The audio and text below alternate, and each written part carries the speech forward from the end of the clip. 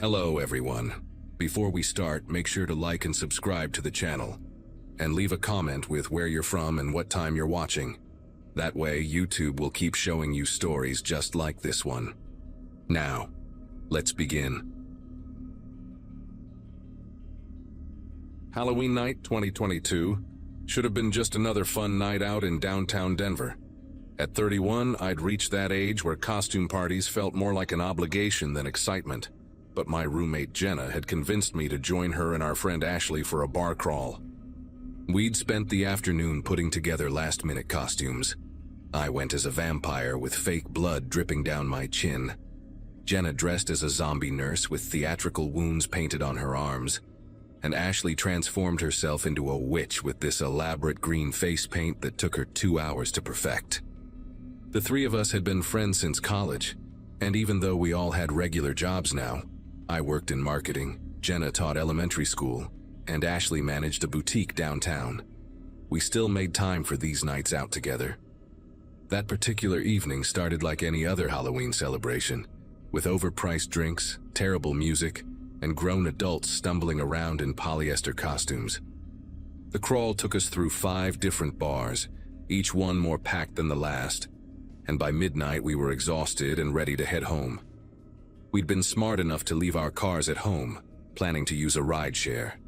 But when we stumbled out of the final bar onto Larimer Street, the wait times were showing 45 minutes minimum. Ashley kept refreshing her app, cursing at the surge pricing that had hit 3 times the normal rate, while Jenna sat on the curb trying not to smudge her zombie makeup. That's when this guy in a firefighter costume approached us, one of those realistic ones with actual heavy gear, not the cheap Party City version. He had this friendly demeanor, pointing to a black SUV parked across the street and explaining that he was actually a rideshare driver who'd been picking up fares all night between stopping at parties. His app was supposedly glitching, he said, but he could take us for cash at the regular rate if we needed a ride. Everything about him seemed legitimate. He knew the exact base fare to our neighborhood, had one of those pine tree air fresheners hanging from his mirror, and even offered us bottles of water from a cooler in his back seat. The thing that really sold us was how professional he acted, checking our destination address on his phone's GPS, confirming our names even though we hadn't given them yet, which seemed weird for maybe half a second until Jenna laughed and said her name. Then we all followed suit. He helped Ashley into the front seat because she was wearing these massive platform boots that made walking treacherous, while Jenna and I climbed into the back. The interior was spotless, with leather seats and phone chargers in every door pocket. Exactly like every other rideshare I'd ever taken. He even had a playlist of popular music going, not too loud, and asked if we wanted to change the station. During the ride, he chatted casually about how busy Halloween was for drivers, mentioning specific street closures downtown that we'd noticed earlier, and complaining about drunk passengers who'd made a mess in his car the previous weekend. The water bottles he'd offered were sealed, store-bought. Nothing suspicious about them at all. I remember specifically checking because my mom had drilled stranger danger into my head since childhood. What happened next exists only in fragments, like trying to piece together a dream that keeps slipping away the more you chase it. I remember Ashley laughing at something on her phone, the glow lighting up her green painted face in the darkness of the car. I remember Jenna talking about some parent at her school who'd complained about the Halloween decorations being too scary for kindergarteners. I remember the driver adjusting his rearview mirror and asking if we needed to make any stops on the way home. Then there's just nothing. Not blackness, not sleep, but a complete absence of memory. Like those hours were surgically removed from my brain. The next thing I knew, I was waking up fully clothed on my couch at 4 in the afternoon on Sunday, still wearing my vampire costume with the fake blood now crusty and flaking onto my cushions. My phone was dead on the coffee table, my keys were somehow in the kitchen sink, and my shoes were placed neatly by the front door even though I never ever put them there. The first thing I did was charge my phone, desperate to piece together what had happened through texts or photos, but there was nothing after midnight except for 13 missed calls from Ashley's boyfriend, Connor. My call log showed I'd apparently called Jenna at 3:47 a.m., but I had zero recollection of this, and when I tried calling her back, it went straight to voicemail. The panic really started setting in when Connor answered on the first ring, his voice frantic, asking if Ashley was with me. She'd never come home, he said, hadn't answered any of his calls or texts, and her phone was going straight to voicemail just like Jenna's. He'd already called the hospitals, even driven to her parents' house in Aurora thinking maybe she'd gone there, but nobody had seen her since she left for the bar crawl with us. My head was pounding, not like a normal hangover, but this deep, disorienting fog that made thinking feel like swimming through syrup. I told Connor I'd just woken up, that I couldn't remember anything after getting in that car, and the silence on his end stretched so long, I thought the call had dropped. Jenna showed up at my apartment 20 minutes later, still wearing her zombie nurse costume, mascara streaked down her face in black rivers. She had the same story, waking up in her own bed with no memory of getting there. Her apartment door unlocked even though she was obsessive about security. Her purse contents spread across her kitchen counter in a way she'd never do. Neither of us could remember anything after those first few minutes in the SUV, but both of us had woken up safely in our homes while Ashley was just gone. We spent the next 3 hours retracing our steps, calling every bar we'd visited, even walking down Larimer Street looking for that black SUV or anyone dressed as a firefighter who might have been driving for rideshares. The bars all remembered us. Hard to forget 3 women in elaborate costumes, but nobody had security footage of the street where we'd gotten picked up. One bouncer at the 3rd bar mentioned he'd seen us talking to someone in firefighter gear, said the guy had been hanging around all night but wasn't actually going into any of the bars, just lingering on the sidewalks where people were looking for rides. Connor had already filed a missing person report by Sunday evening, and 2 detectives came to my apartment Monday morning to take our statements. Detective Garrison, an older woman with gray streaks in her hair, kept asking about the water bottles. Did we drink them? Did we see him drink one? Did we keep any of them? Of course we hadn't kept them, and neither Jenna nor I could even remember if we'd actually drunk the water or just held the bottles. The younger detective, Reeves, was more interested in the driver himself, pulling up photos on his tablet of registered rideshare drivers to see if we recognized anyone. None of them looked familiar, but then again, between the darkness and our intoxicated state, I could barely picture his face beyond a vague impression of stubble and what might have been brown eyes. They asked about the make and model of the SUV, but all I could tell them was that it was black, maybe a Chevy or GMC, definitely newer because it had that backup camera screen in the dashboard. Jenna remembered even less, just that the seats were tan or beige leather, and that there'd been an energy drink can in one of the cup holders. The breakthrough came Wednesday afternoon when Detective Garrison called to say they'd found security footage from an ATM camera 2 blocks from where we'd gotten picked up. The timestamp showed 12:23 a.m., our car pulling away from the curb with all 3 of us visible through the windows. The license plate was partially obscured by mud or something deliberately smeared on it, but they could make out that it was a Colorado plate starting with F. More importantly, they'd tracked the vehicle through various traffic cameras heading east through downtown, but then it just vanished after turning into an industrial area near the railroad tracks. No cameras covered that specific zone, and the SUV never emerged onto any of the main roads that had surveillance. They dispatched units to search the area, checking abandoned warehouses and empty lots, but it was like the vehicle had simply evaporated. Garrison mentioned something that made my chest tighten. The ATM footage showed the driver getting out briefly to help Ashley into the front seat, and he was wearing thick work gloves despite it being a warm October night. Friday morning changed everything in the worst possible way. A jogger found Ashley's phone in a drainage ditch about 8 miles outside the city limits, near an old access road that nobody used anymore except for illegal dumping. The phone was still recording. It had been recording audio since 12:31 a.m. Sunday morning, roughly 8 minutes after we'd gotten into that SUV. 67 hours of continuous audio until the battery finally died. The police wouldn't tell us everything that was on the recording, but Detective Garrison's face when she mentioned it told me more than her words ever could. She went pale when she explained that the first hour contained mostly muffled voices and car sounds, then long periods of silence broken by occasional noises they were still analyzing. What they did share was that around the 40-minute mark, You could hear Ashley's voice very clearly saying she felt sick, then asking why we weren't responding to her. After that, her voice didn't appear on the recording again, just ambient sound and what might have been footsteps on gravel much later. The audio revealed something else that made everything infinitely worse. At 1:15 a.m., you could clearly hear a garage door opening and closing. Then there were distinct sounds of movement, like furniture being shifted or heavy objects being dragged across concrete. At 2:47 a.m., there was the sound of a different vehicle starting, probably a truck based on the engine noise.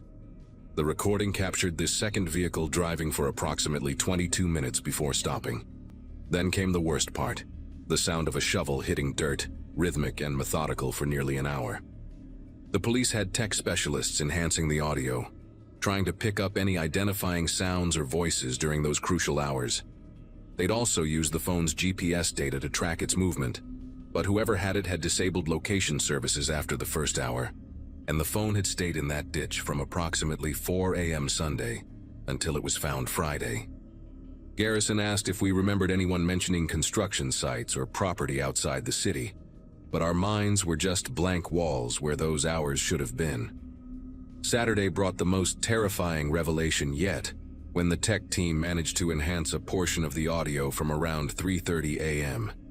They isolated what sounded like a muffled conversation between two men, our firefighter and someone else. The second voice was asking about the other two, and whether they'd remember anything. The response was too garbled to make out completely, but the specialists detected the word dose and something that sounded like their apartments. That's when I realized with absolute clarity that this man had been in my home, had physically carried me inside, arranged my belongings, and left me on my couch like some kind of twisted dollhouse figure. Jenna broke down completely when we heard this, realizing he'd done the same to her, had probably stood in our bedrooms watching us unconscious, deciding what to do with us. The police immediately processed our apartments for DNA and fingerprints, but whoever this was had been meticulous. Not a single print besides ours. No DNA evidence, no fibers or hair that didn't belong to us or our regular visitors. Even the water bottles from the car were gone, likely disposed of along with any other evidence from the vehicle. The investigation intensified with the FBI getting involved due to the suspected kidnapping across state lines, based on some background noise in the audio that suggested movement into Wyoming or Nebraska. They brought in cadaver dogs to search the industrial area where the SUV had vanished, and while the dogs alerted to several spots, no body was found. Yet. Meanwhile, Connor was barely functioning, staying at his parents' house because he couldn't stand being in the apartment he'd shared with Ashley. The worst part was how calculated everything had been. This person had studied rideshare apps, knew exactly what price to quote, understood which areas had surveillance gaps, and had somehow managed to dose 3 people so precisely that 2 of us survived while 1 disappeared.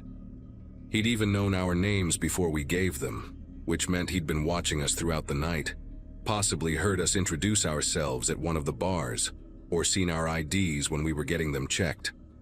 The firefighter costume wasn't random either. People inherently trust first responders, let their guard down around someone who seems like a hero. Every single detail had been orchestrated, from the legitimate-looking car setup to knowing exactly how to make Jenna and me appear like we'd just had too much to drink, ensuring nobody would immediately suspect foul play when we couldn't remember our night. The break in the case came 2 weeks later through pure luck. A construction worker renovating an old fire station 40 miles away found a firefighter costume stuffed behind a loose wall panel, along with a set of car keys and a roll of cash. The keys belonged to a black Suburban registered to a man named Gregory Hoffman, who'd been reported missing by his family 3 days before Halloween. His SUV was found a week after that, completely stripped and burned in a field near the Kansas border. But forensics still managed to pull DNA from blood traces in the trunk that matched Ashley. Gregory Hoffman's body turned up in his own basement. He'd been dead since October 28th, killed in his own home while his family thought he was away on a hunting trip. The real killer had taken his vehicle, his identity, and used both to hunt on Halloween night. Security footage from a gas station near Gregory's house showed a man filling up the Suburban on October 30th, wearing a baseball cap and keeping his face turned away from cameras, but his build matched what little we could remember. The same man appeared on traffic cameras driving toward downtown Denver on Halloween night, already wearing the firefighter costume. They never found Ashley's body, though they searched for months using ground-penetrating radar, cadaver dogs, and volunteer search teams. They never caught the man who took her either. The DNA found at Gregory's house didn't match anyone in the system, and the fingerprints they lifted from Gregory's basement door were from someone who'd never been arrested or worked in any job requiring prints. Jenna moved back to Ohio to live with her family, unable to handle staying in Denver. Connor left the state entirely. Last I heard, he was somewhere in Florida trying to start over. As for me, I still live in the same apartment, though I installed 3 deadbolts and a security system that would rival a bank's. I still can't remember those missing hours, even after trying hypnotherapy and various other treatments to recover the memories. Sometimes I wonder if not remembering is actually a mercy, if my brain is protecting me from something too horrible to process. The police keep the case open, calling occasionally when they have a lead that never pans out. They did tell me one last detail from the audio. In the final hours of recording, just before the phone died, you could hear a distant train horn and what sounded like someone whistling a children's song, though they could never identify which one. Ashley's parents still call me sometimes, not blaming me, but desperately hoping I'll remember something, anything, that might help them find their daughter. All I can tell them is what I know, that she got in that car with us, and then she was gone, and 2 of us were lucky enough to wake up.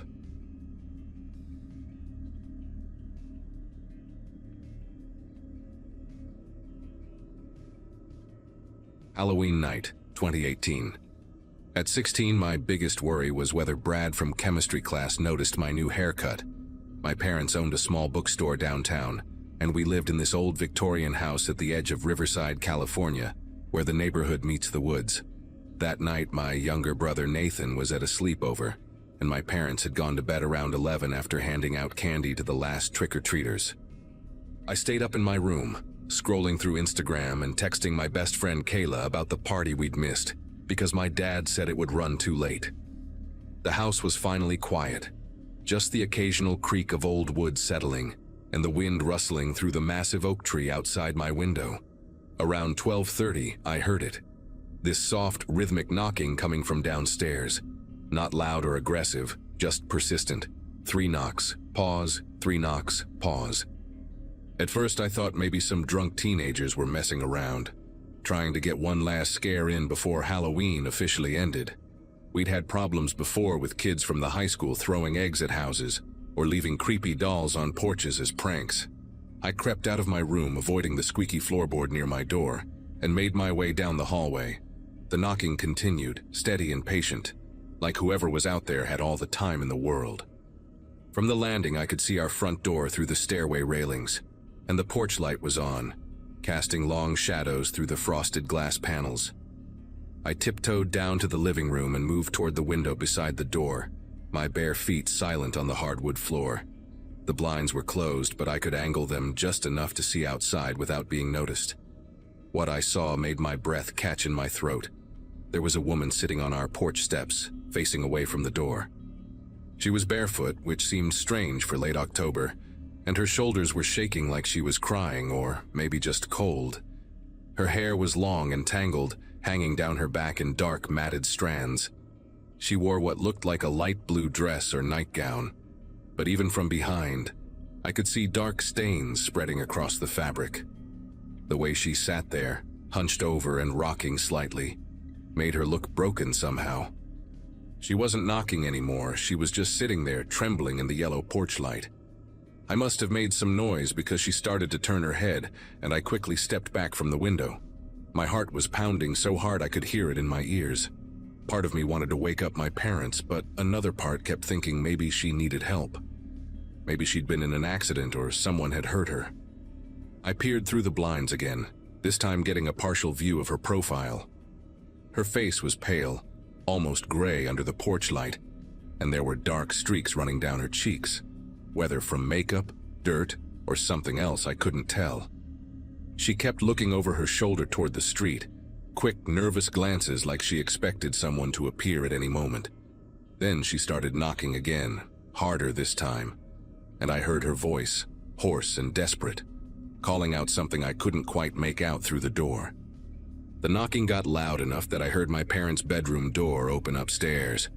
My dad came down in his pajamas and bathrobe, squinting in the hallway light. "What's going on?" he asked, seeing me pressed against the wall near the window. I pointed toward the door and whispered about the woman outside. He frowned and moved to look through the peephole. I watched his expression change from annoyed to concerned in seconds. He turned to me and said quietly, "Go get your mother. Tell her to bring her phone." While I ran upstairs, I heard him unlocking the deadbolt. My mom was already awake, sitting up in bed, and when I told her about the woman, she grabbed her phone and followed me back down. We found my dad standing in the doorway, the chain still on, talking to someone outside. Through the gap in the door, I could hear the woman's voice clearly now, raw and frantic. Please, you have to help me. He's coming for me. I got away, but he's coming. Please let me in, please." Her words tumbled out in a rush, some of them slurred like she might be drunk or in shock. My dad was trying to calm her down, asking her what happened, who was after her, if she needed an ambulance. But she kept repeating the same things, that someone was coming, that she'd barely gotten away, that we needed to call the police right now. My mom was already dialing 911, giving our address in that controlled voice she used during emergencies. The woman outside started crying harder, these horrible, choking sobs that made my chest tight. Then suddenly she went quiet and whispered, "Oh God, I hear his car. He found me. He found me again." My dad immediately shut and locked the door, telling us to get away from the windows. The woman outside started pounding on the door, screaming now, begging us not to leave her out there.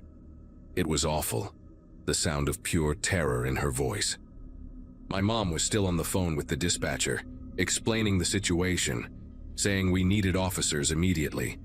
Through all the chaos, I didn't hear any car engine, didn't see any headlights through the curtains, but the woman was hysterical, scrambling around our porch, her bare feet slapping against the wooden boards. We could hear her trying our windows, pulling at them desperately. My dad grabbed a baseball bat from the hall closet and positioned himself between us and the front door. For maybe 30 seconds, everything went silent except for my mom's voice giving details to the police. Then we heard the woman shriek, not a scream of fear, but something primal and furious. And the sound of her running, those bare feet slapping down our porch steps and onto the gravel driveway. I rushed to the side window despite my dad yelling at me to stay back. In the moonlight, I saw her running toward the tree line behind our house, her pale dress or nightgown flowing behind her like a ghost. She moved fast for someone who'd seemed so injured and desperate, disappearing into the woods within seconds. The police arrived about 8 minutes later, 2 patrol cars with their lights flashing, officers with flashlights checking our porch and yard. They found blood on our steps, just drops and smears, and bare footprints in the dirt leading toward the woods. My parents explained everything while I sat on the couch, wrapped in a blanket my mom had brought me, trying to process what had just happened. The officers took our statements, then 2 of them went into the woods with their flashlights while the others stayed to search the area around our house. We waited in the living room for what felt like forever, drinking the coffee my mom had made to keep us alert. The officers who'd gone into the woods came back after about 40 minutes, shaking their heads. They'd followed the footprints for maybe a quarter mile before losing them near the creek that runs through the forest. No sign of the woman anywhere. They called for backup and a K-9 unit, expanding the search area. One officer stayed at our house in case she came back while the others coordinated the search. My dad kept pacing, checking the locks on all the doors and windows. None of us could understand how someone so desperate for help would suddenly run away like that, especially barefoot into the woods at night. The officer mentioned that sometimes domestic violence victims act erratically, torn between seeking help and protecting their abusers. But something about the whole situation felt wrong to me. The way she'd said someone was coming when there was no car. The way she'd switched from terrified to furious in seconds. Around 4 in the morning, we got the news. A detective came to our door, his face serious and tired. They'd found a car crashed into a ravine about 3 miles from our house. on the old service road that runs parallel to the woods. A silver sedan, completely smashed up like it had gone off the road at high speed. Inside were two bodies, a man in his 30s in the driver's seat and a woman in the passenger seat. Both had been dead for hours, the detective said, probably since before midnight. The woman matched the general description of who we'd seen. Similar hair color, similar age range. But here's what made everyone go silent. Both bodies were still wearing their seatbelts, and there was no evidence anyone else had been in the car. The blood pattern showed they'd both died on impact. There was no way either of them could have walked away from that crash, let alone run to our house and pound on our door. The detective asked us more questions, had us describe every detail about the woman we'd seen. They brought a forensic team to collect the blood samples from our porch and photograph the footprints. My mom showed them the recording from our doorbell camera. We'd forgotten about it in all the chaos. The footage was grainy in the darkness, but you could see her clearly enough. A woman in a pale blue dress sitting on our steps, then standing and pounding on the door, then running toward the woods. The timestamp showed 12:47 a.m. But according to the coroner's initial assessment, the accident had happened around 11 p.m., maybe earlier. The detective kept asking if we were sure we'd only seen one woman, if maybe someone else had been hiding nearby. But we all saw the same person, heard the same voice. They continued searching for days, even brought in dogs specially trained to track injured people. Nothing. No other footprints. No torn fabric caught on branches. No blood trail in the woods beyond our property. The official investigation went on for weeks. They identified the victims, a couple from 2 towns over who'd been driving back from a Halloween party. The man had a blood alcohol level over the legal limit. The theory was he'd taken the back road to avoid the main highway and lost control on a curve. But they never found any explanation for what we experienced that night. No escaped mental patient, no missing person who matched the woman we'd seen, no identical twin sister. The blood on our porch matched the female victim from the crash, but the forensics team couldn't explain how it got there. Eventually, the case was closed as an accident with unexplained circumstances. We moved out 6 months later, not because we were scared exactly, but because none of us could walk past those porch steps without remembering her voice, her desperate knocking, the way she'd run into the darkness. I still dream about it sometimes. Wake up thinking I hear someone at the door begging to be let in.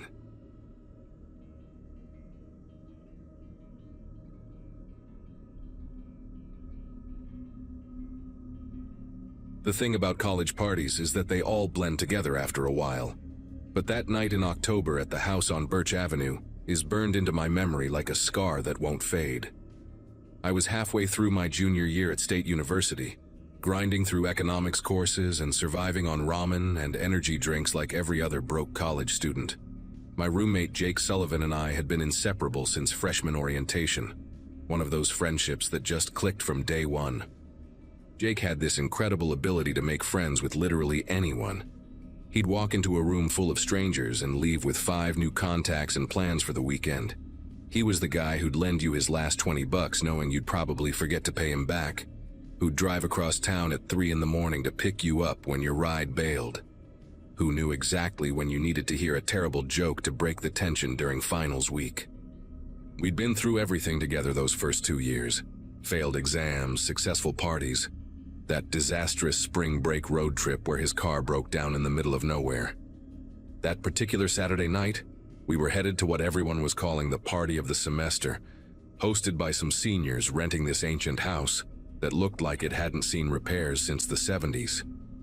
Jake and I showed up around 10 wearing matching zombie costumes, basically just thrift store clothes we'd destroyed with scissors and covered in fake blood that kept staining everything we touched. The house was absolutely insane when we walked in. Easily 200 people crammed wall to wall.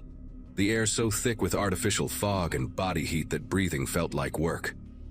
The seniors had gone all out transforming the place. Seizure-inducing strobe lights in what used to be the living room.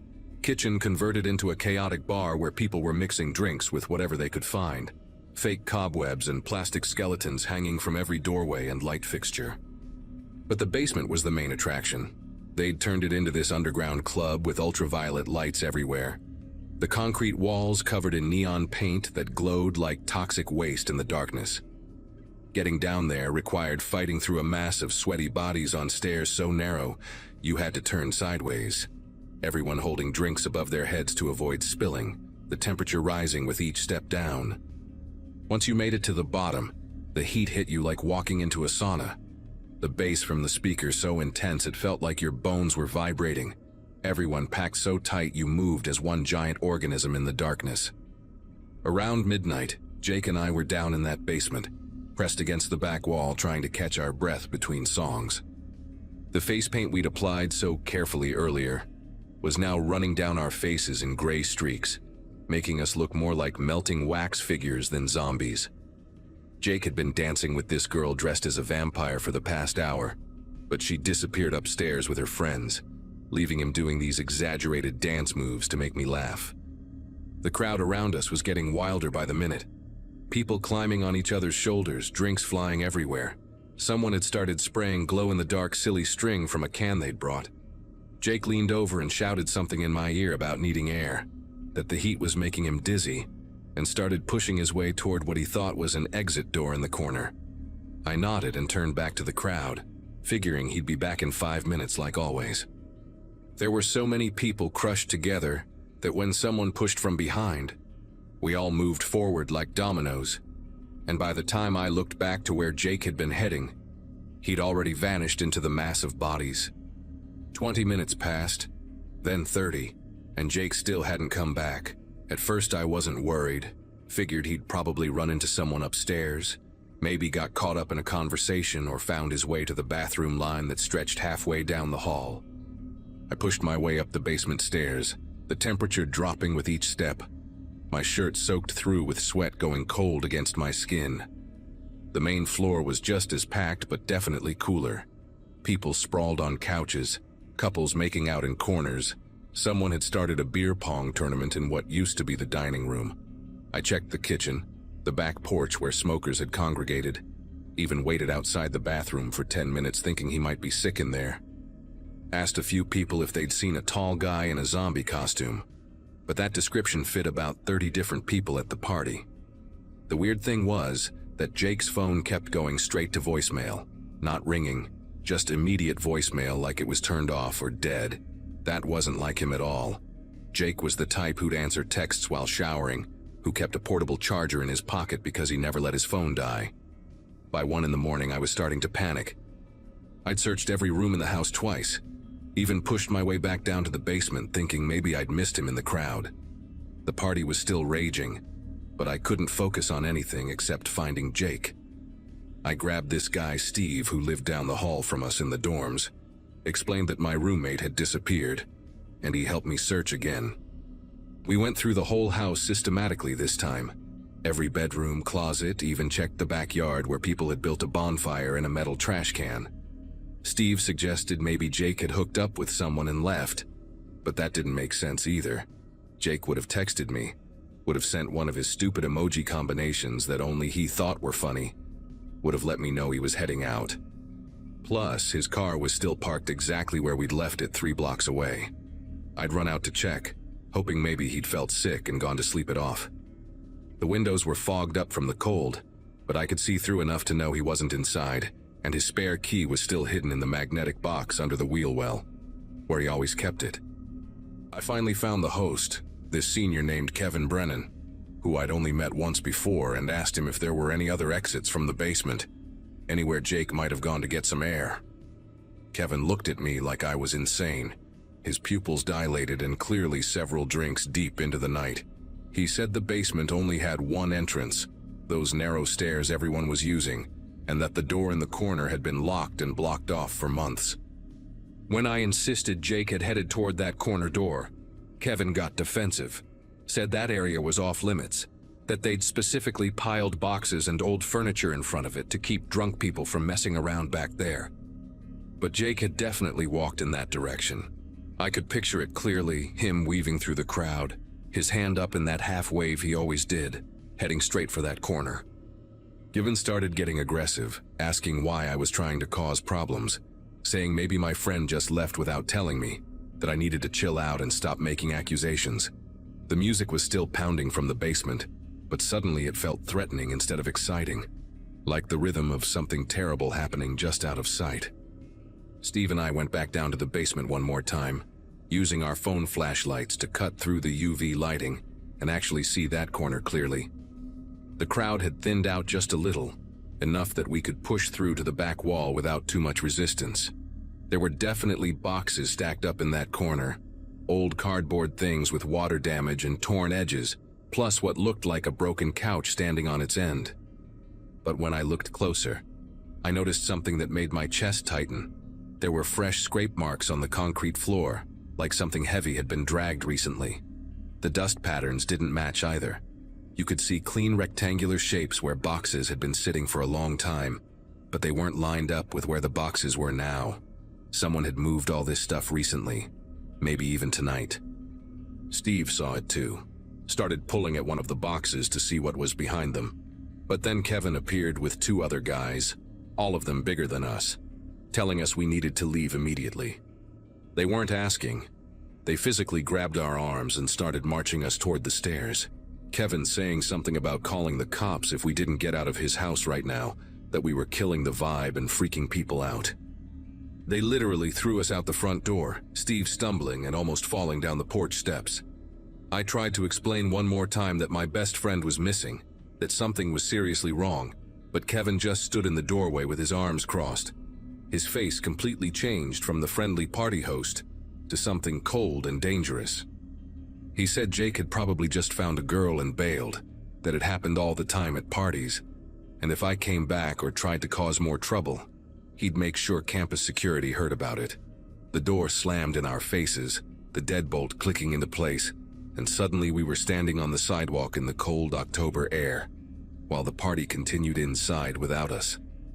Steve wanted to leave, kept saying we should just wait until tomorrow when everyone sobered up, but I couldn't shake the image of those scrape marks on the floor. I called Jake's phone probably 50 times, sent text after text, even tried calling his mom back home but hung up before it connected because what would I even say? That he vanished at a party and the host was acting suspicious? The police would laugh at me, probably assume he was just drunk somewhere or had hooked up like everyone kept suggesting. I stayed outside that house until 4 in the morning, sitting in my car parked across the street, watching people slowly trickle out as the party died down. Every time someone emerged from the front door, my heart would race thinking it might be Jake, but it never was. Around 3:30, I saw Kevin and his roommates carrying garbage bags out to the curb, moving quickly and quietly like they didn't want to draw attention. One of the bags tore open when they tossed it, and I could see what looked like clothing spilling out, but they quickly gathered everything up and stuffed it into another bag before I could get a better look. The basement lights stayed on long after the rest of the house went dark, and I could see shadows moving past the small ground-level windows, but the glass was too grimy and painted over to make out what was happening inside. My phone battery died around dawn, and I finally drove back to campus, my mind racing through every possible explanation. Maybe Jake had felt sick and someone had taken him to the hospital. Maybe he'd had some kind of allergic reaction to something.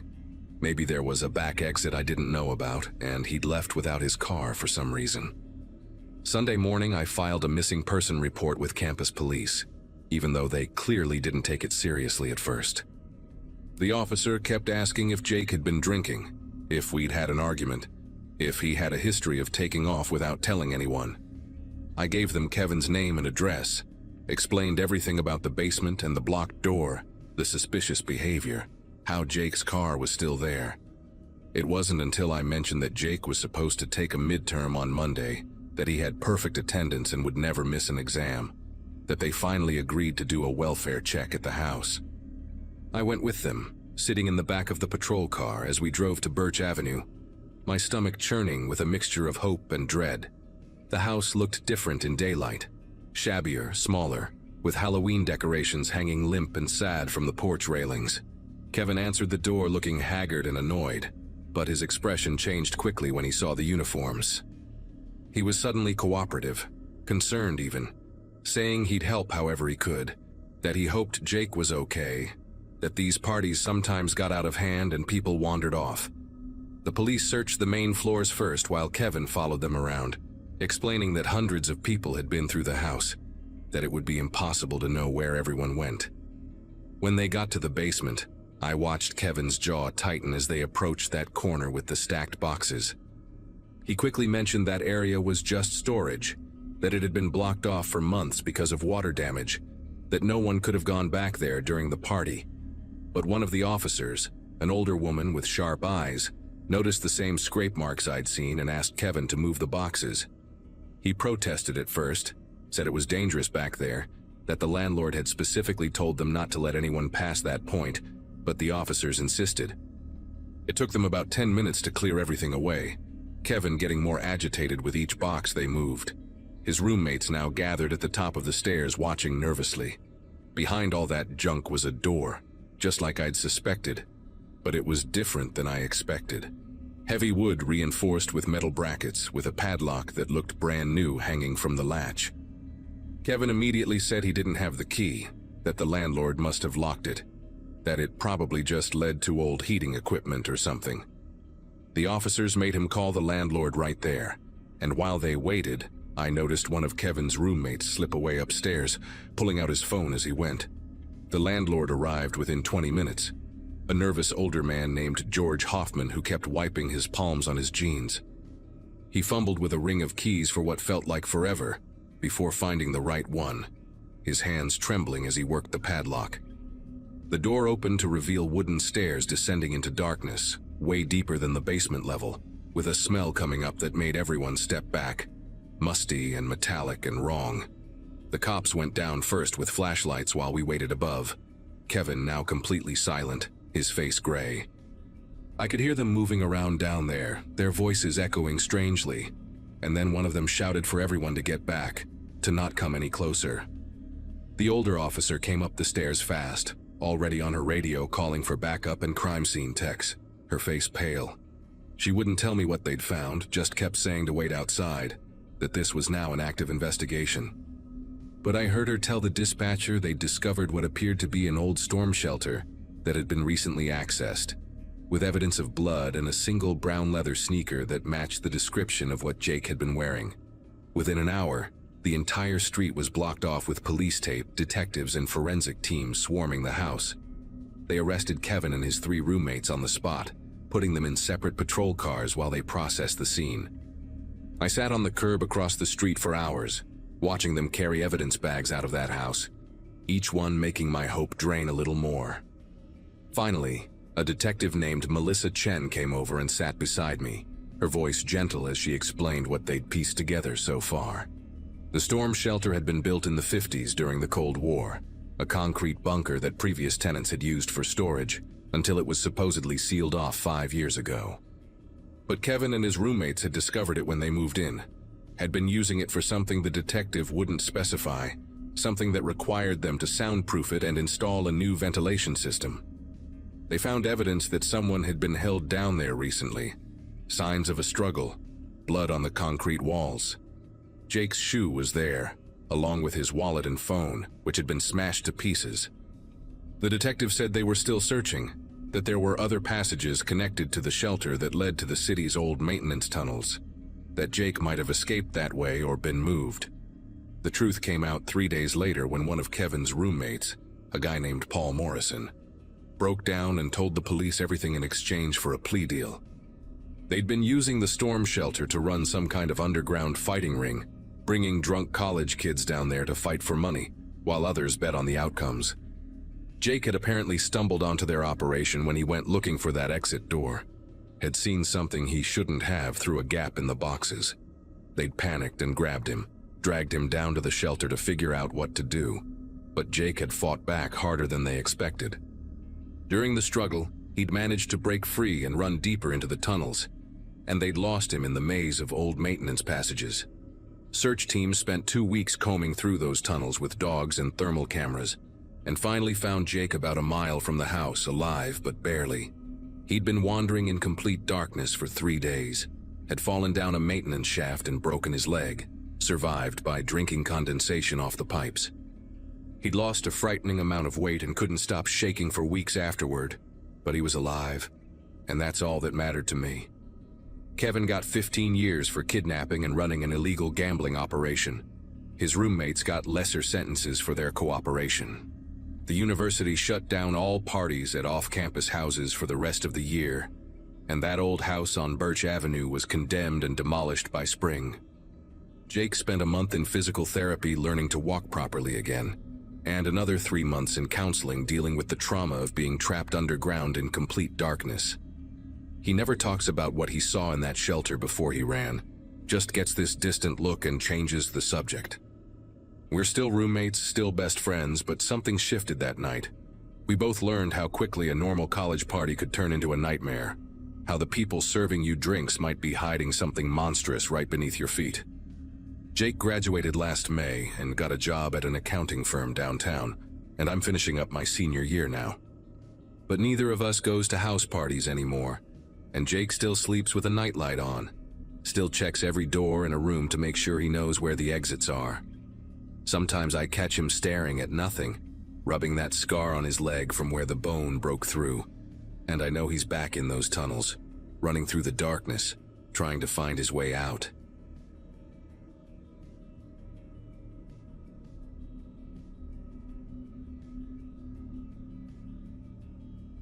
Frank Dawson's Halloween displays were legendary on Cedar Ridge Drive, the kind of thing real estate agents would actually mention when showing houses in the area.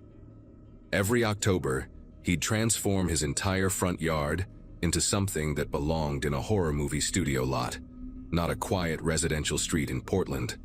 The man had mannequins so realistic that delivery drivers would refuse to walk past them after dark, preferring to leave packages at the edge of his property.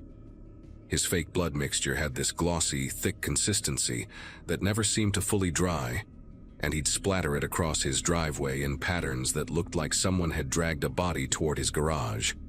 There were motion-activated screams, strobe lights hidden in the bushes, and this fog machine that would billow out thick clouds whenever someone walked by, making the whole scene look like a crime photographer's nightmare.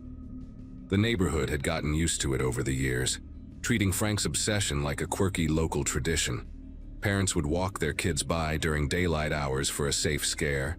Teenagers would dare each other to touch the corpse dummy he always positioned reaching out from under his porch. And even the police had stopped responding to concerned calls from visitors who didn't know about Frank's hobby. He worked construction during the day but spent every free moment in October perfecting his setup, adding new pieces each year that he'd been crafting in his garage since January.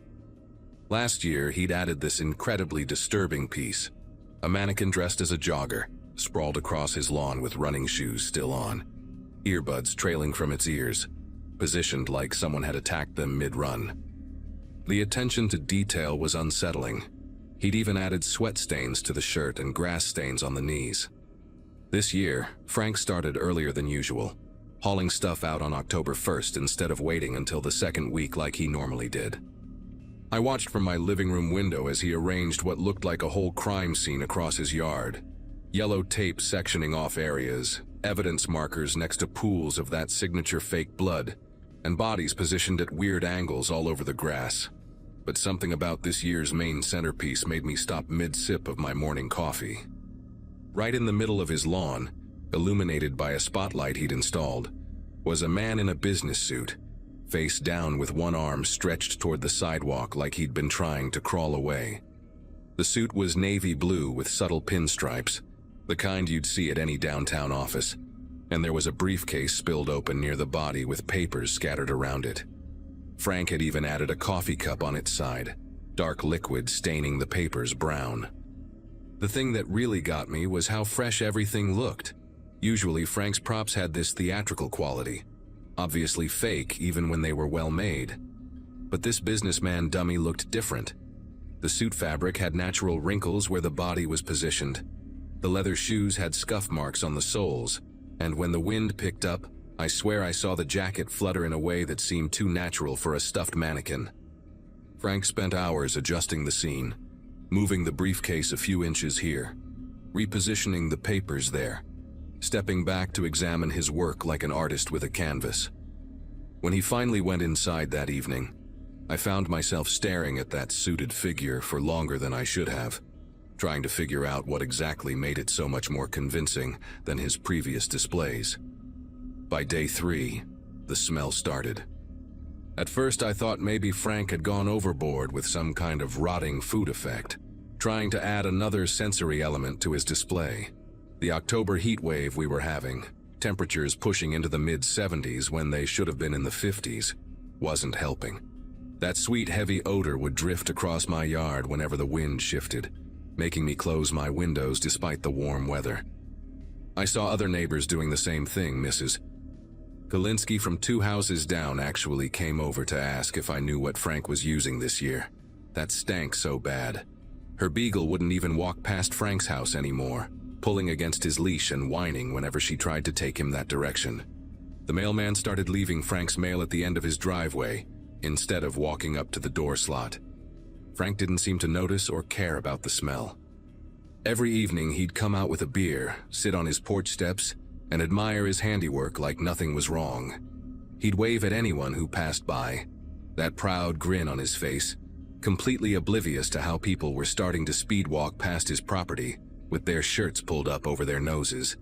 On October 4th, I finally went over to talk to him about it, catching him as he was adjusting some of the scattered papers around the businessman dummy. The smell hit me like a physical wall when I got within 10 feet of the display. It was that thick, cloying stench that made my eyes water and my stomach turn.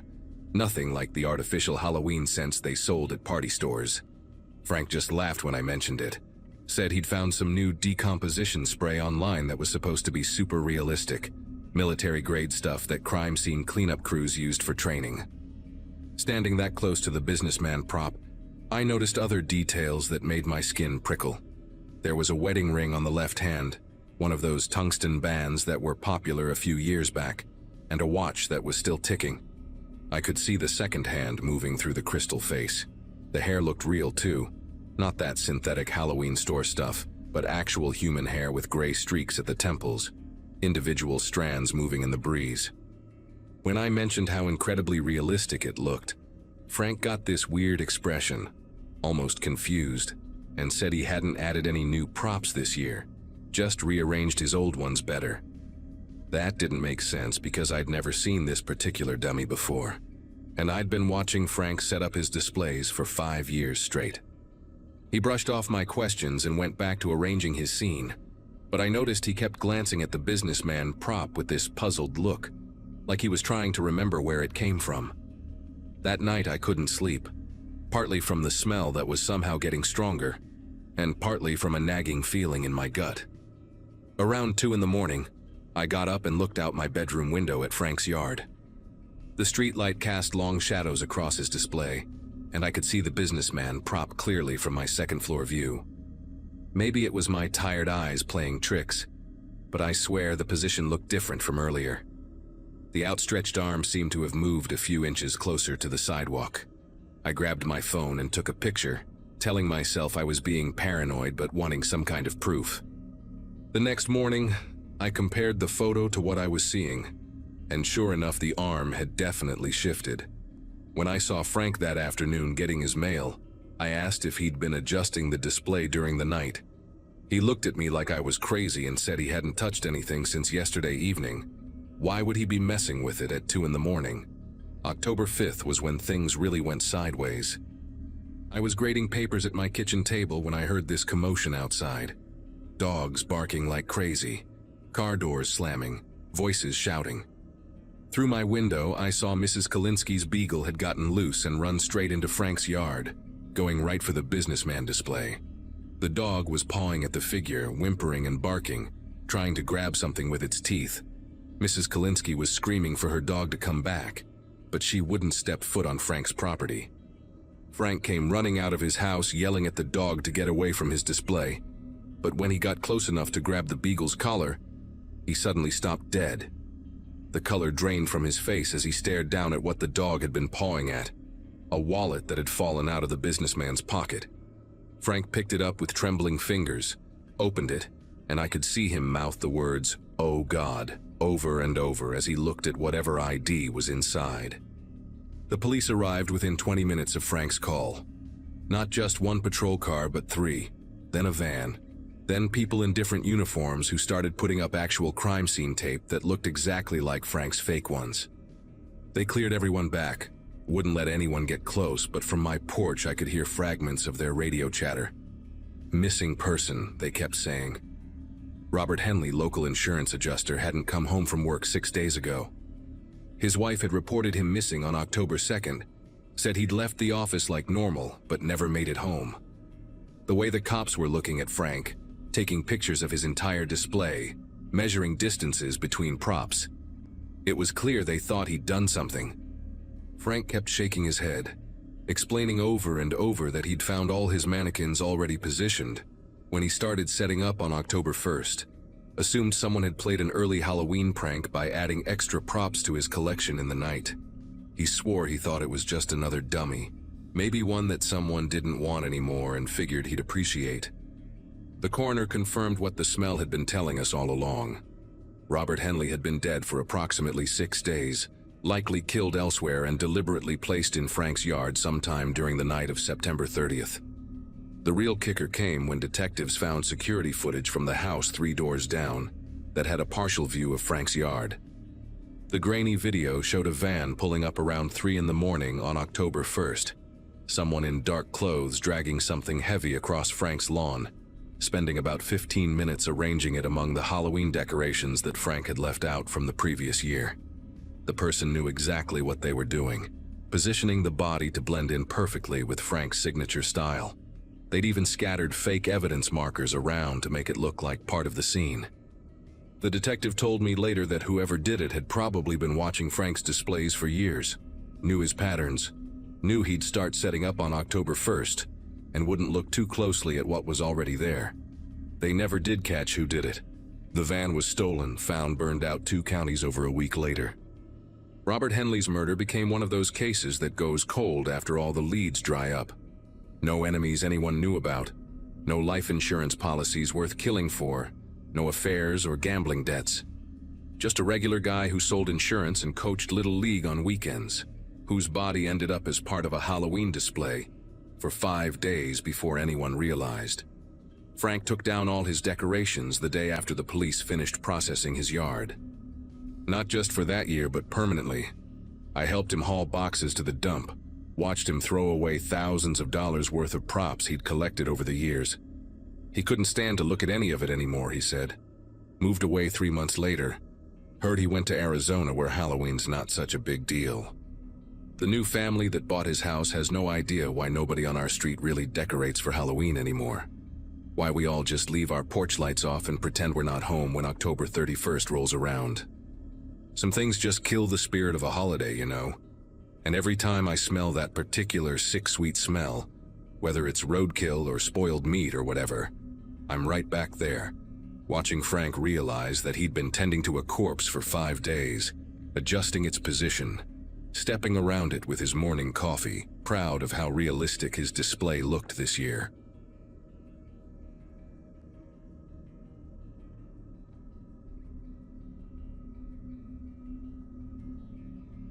Every house on Oakwood Drive had security cameras installed after the break-ins 2 summers ago, which is why what happened that night got captured from so many different angles.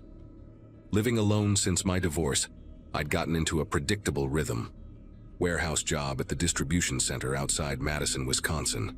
Late shifts that ended at midnight, same route home 5 nights a week.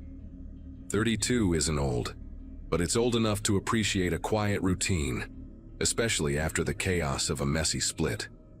That Halloween fell on a Tuesday in 2017, and the guys at work had decorated the loading dock with those cheap plastic skeletons that glow in the dark. We shared fun-size candy bars during our breaks, complained about the new scanning system that kept freezing up, and made the usual jokes about being stuck at work while kids were out collecting candy by the pillowcase full. Normal night, normal conversations, normal everything right up until I clocked out at 12:03 and headed to my car in the employee parking lot.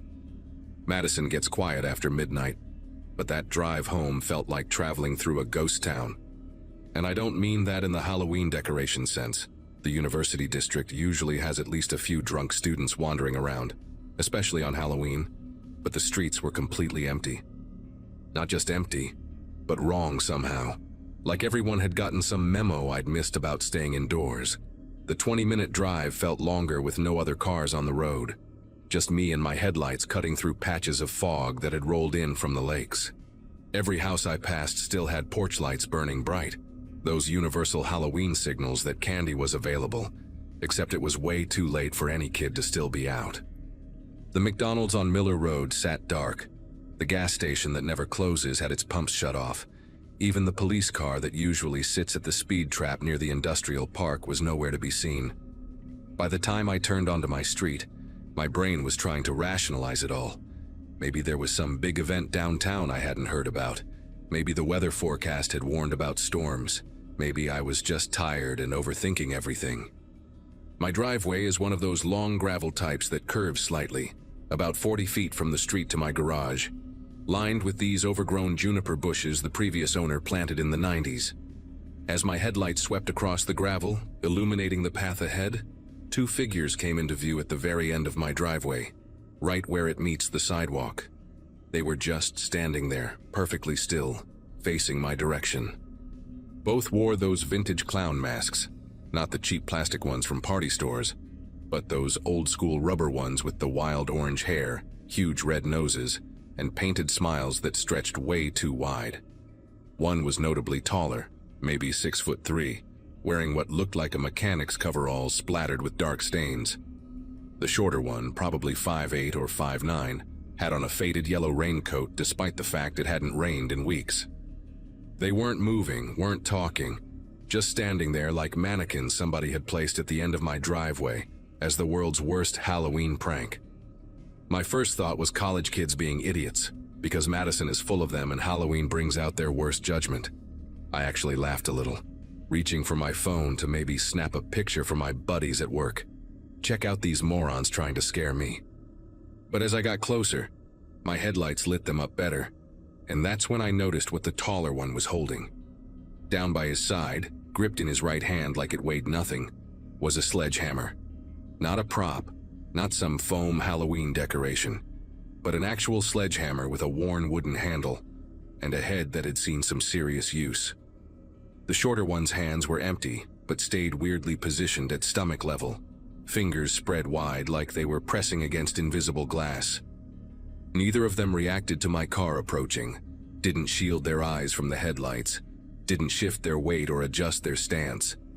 They just kept staring through those mask eye holes, and even from inside my car, I could see their actual eyes behind the rubber. Wide open, unblinking, focused directly on me. I stopped my car about 15 feet from them, engine running, doors locked without even thinking about it. The rational part of my brain kept insisting this was just an elaborate prank, but my gut was screaming something completely different. These weren't drunk college kids trying to get a reaction. There was something methodical about how they stood, something practiced and deliberate. I hit my high beams, flooding them with even more light. And still nothing, no flinch, no movement, just that horrible stillness. That's when I noticed other details that made my mouth go dry. The taller one's coveralls had fresh mud on the knees, like he'd been kneeling in dirt recently. The sledgehammer had something dark and wet on its head that definitely wasn't rust. The shorter one's raincoat had tears along the bottom, 3 parallel rips like something had clawed at it. My hand fumbled for my phone, nearly dropping it as I tried to dial 911 while keeping my eyes on them. The dispatcher answered on the second ring. A woman's voice, calm and professional, asking about my emergency. "There are 2 people in clown masks blocking my driveway," I said, surprised at how steady my voice sounded. "One of them has a sledgehammer. They're just standing there, not moving, and I'm trapped in my car." The dispatcher asked for my address, which I rattled off quickly, then asked if I was in immediate danger. Before I could answer, both clowns tilted their heads to the left at exactly the same moment, like synchronized swimmers performing some twisted routine. The movement was so sudden and coordinated that I actually jumped in my seat, my knee hitting the steering wheel. "They're moving," I said into the phone, hearing my voice crack this time. "Please send someone now." The dispatcher told me units were on the way, stay in the vehicle, keep the doors locked, and stay on the line. She asked me to describe what they were doing, but I could barely process it myself. The taller one had started tapping the sledgehammer against his palm, slow, rhythmic taps that I could actually hear through my closed windows. The shorter one began doing this weird swaying motion, shifting weight from foot to foot like a boxer warming up, those spread fingers finally curling into fists. Then they started walking toward my car.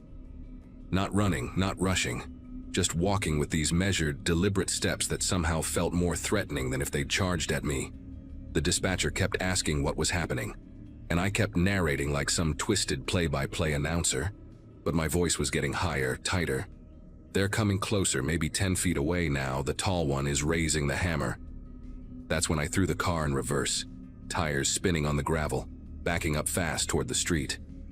But here's the thing about my driveway. It curves, and backing up at night when you're panicking isn't exactly precision driving. I clipped one of those juniper bushes, felt the car lurch, overcorrected, and ended up with my back wheels in the grass of my front yard. The engine stalled. In that sudden silence, I could hear them crunching across the gravel, getting closer, and the dispatcher saying something about units being 3 minutes out. But 3 minutes felt like 3 hours when those masks were reflecting in my mirrors. I got the engine started again just as the sledgehammer came down on my hood. The sound was incredible. This metallic crash that made my ears ring left a dent the size of a dinner plate right in front of me. The shorter one pressed both palms flat against my driver's side window, and I could see every detail of those hands through the glass. Dirt under the fingernails, scratches across the knuckles, a gold wedding band on the left ring finger that somehow made everything worse because it made them human. Real, not just Halloween decorations come to life. They started dragging their hands down the window, leaving these greasy smears, and that's when I heard it. Laughing. Not maniacal movie villain laughing, but this low, satisfied chuckle coming from behind both masks. I gunned it backward again, heard them stumble away from the car, managed to get onto the street properly this time. The dispatcher was asking if I was okay, if I could drive to the police station, but I wasn't leaving my property to these psychos. I pulled across the street into Harold's driveway, the neighbor with all the decorations, and kept my headlights pointed at my house, engine running, ready to bolt if they came after me. From Harold's driveway, I watched them through my windshield, the dispatcher still on speakerphone asking for updates every few seconds. The two clowns stood in my yard for a moment, looking at each other like they were having some silent conversation. Then the shorter one walked over to my mailbox, this sturdy metal thing my ex-wife insisted we needed, and the taller one followed. Without any hesitation, the tall one swung that sledgehammer in a perfect arc and demolished the mailbox post in 2 hits. The whole thing toppled over into the street with this hollow clang that echoed through the neighborhood, but nobody came out to look. Not Harold, whose house I was parked in front of. Not the Andersons next door with their new baby who usually woke up at every little noise. Not even Doug from 2 houses over who worked security and always kept watch on the street. Every house stayed dark and quiet except for those porch lights, like the entire neighborhood was holding its breath. The clowns started walking down the street, not hurrying, that same measured pace, and they stopped at the Andersons' driveway. What happened next still makes me sick to think about. The shorter one produced something from that yellow raincoat, a screwdriver maybe 8 inches long, and went straight for the Andersons' minivan tires. 4 quick, efficient punctures, 1 for each tire, the hissing sound carrying all the way to where I sat. The taller one took the sledgehammer to their garden gnomes, these silly things Jennifer Anderson had collected for years, pulverizing each one into ceramic dust with single swings. They moved to Doug's house next, and I watched the tall one cave in the windshield of his pickup truck, while the shorter one did something to his porch I couldn't quite see. The dispatcher kept saying units were almost there, 1 minute out, but these two were working their way down the street like they had all the time in the world.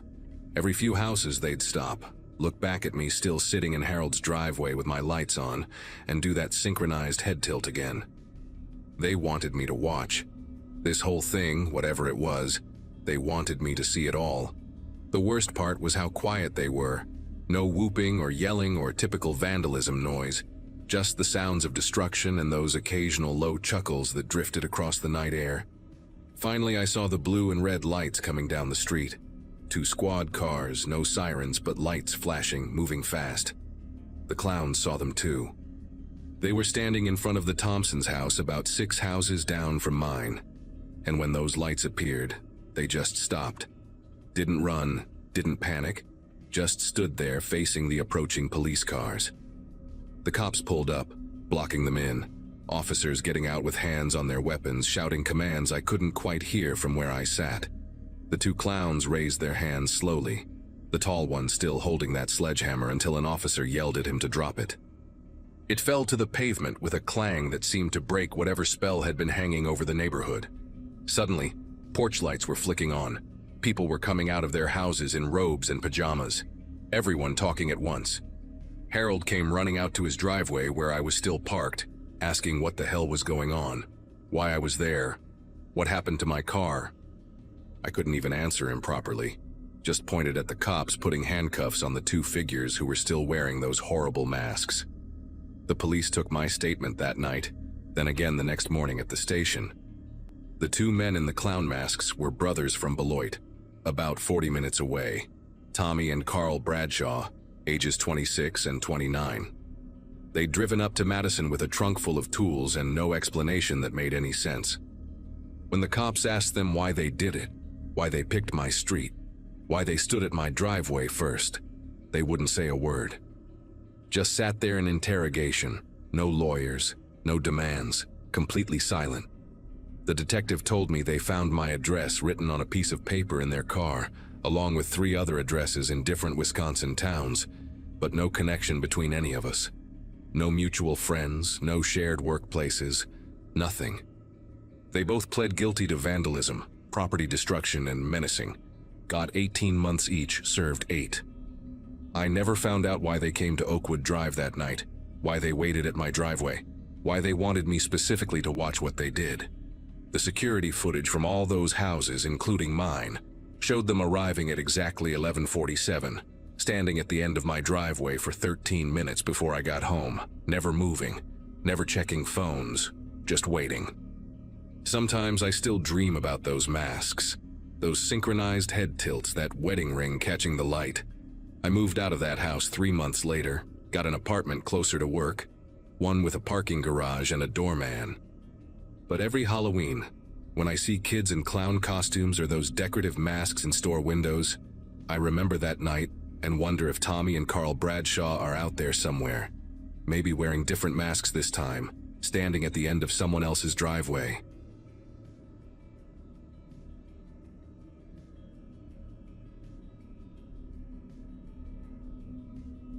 The last kid showed up at my door dressed as some character from a video game I didn't recognize, and I dumped the rest of my candy bars into his pillowcase just to be done with it.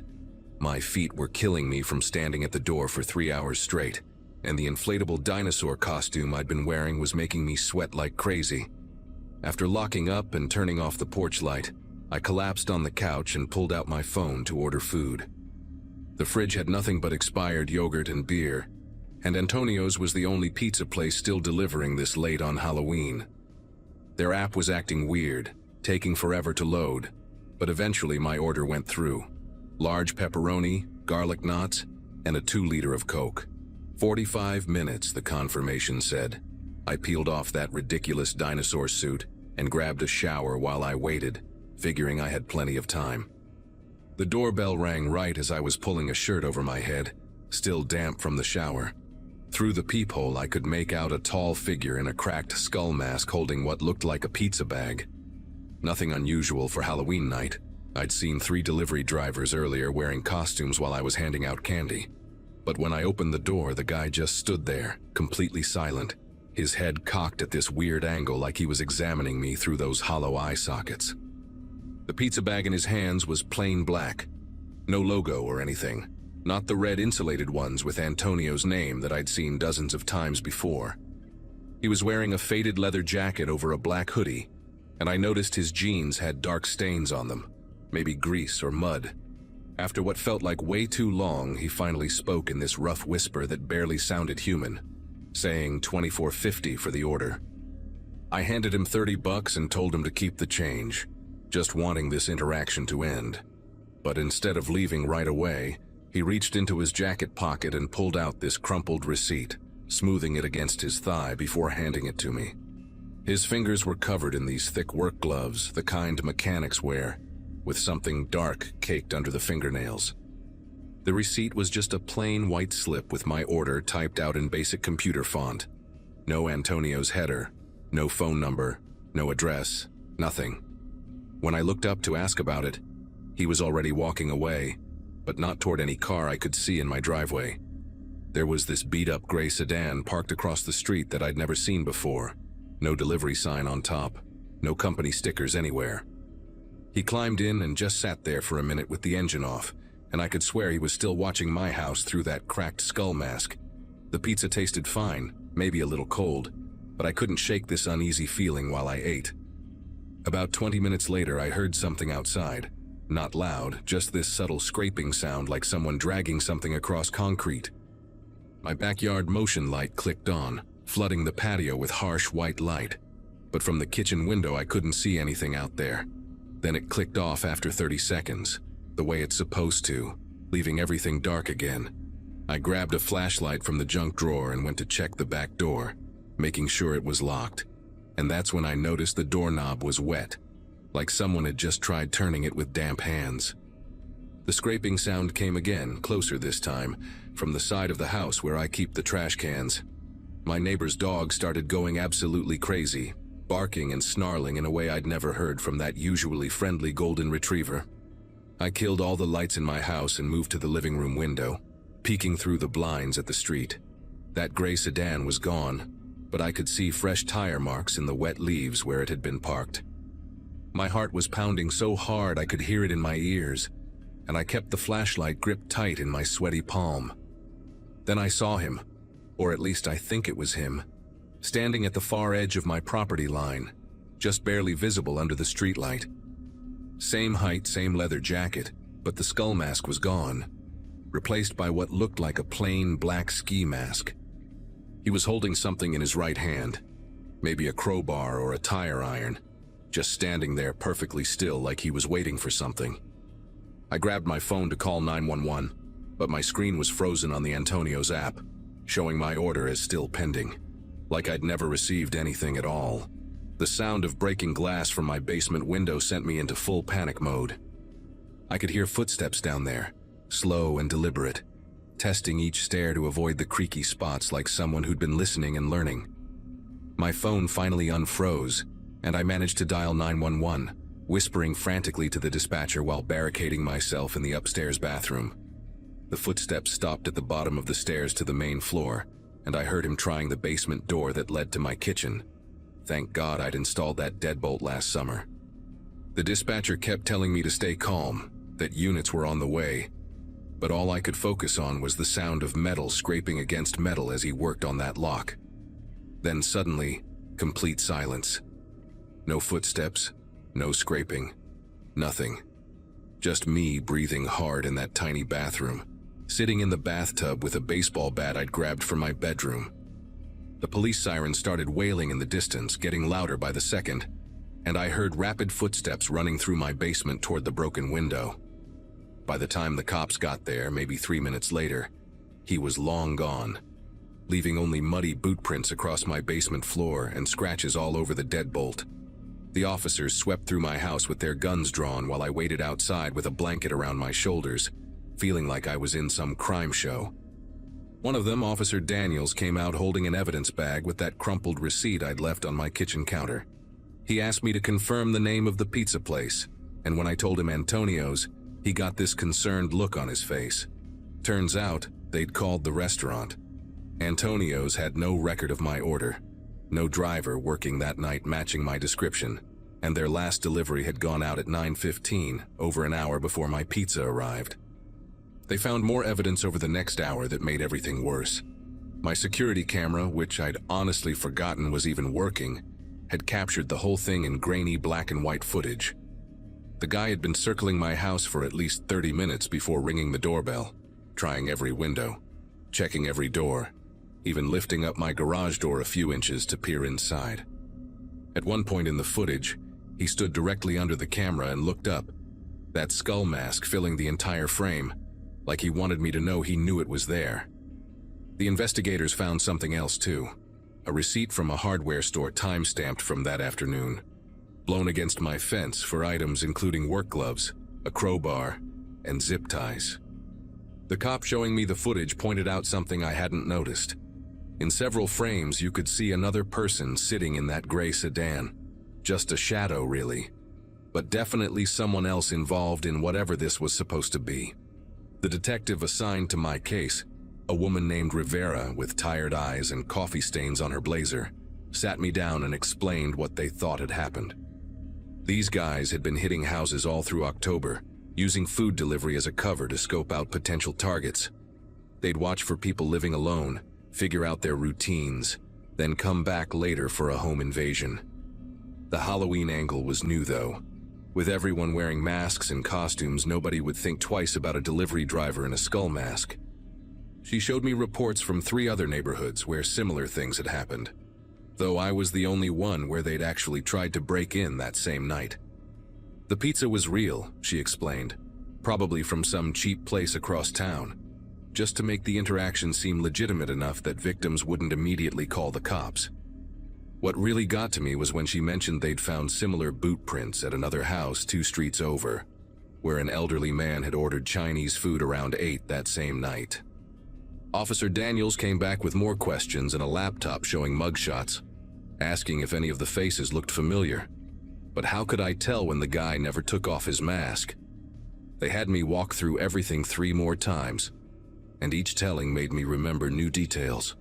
The way he tilted his head when studying my house, how his breathing sounded labored through the mask, the chemical smell coming off his clothes like motor oil mixed with something else. Around 2 in the morning, after they'd photographed everything and taken the receipt as evidence, Rivera told me they'd be increasing patrols in the area, but suggested I might want to stay somewhere else for a few nights.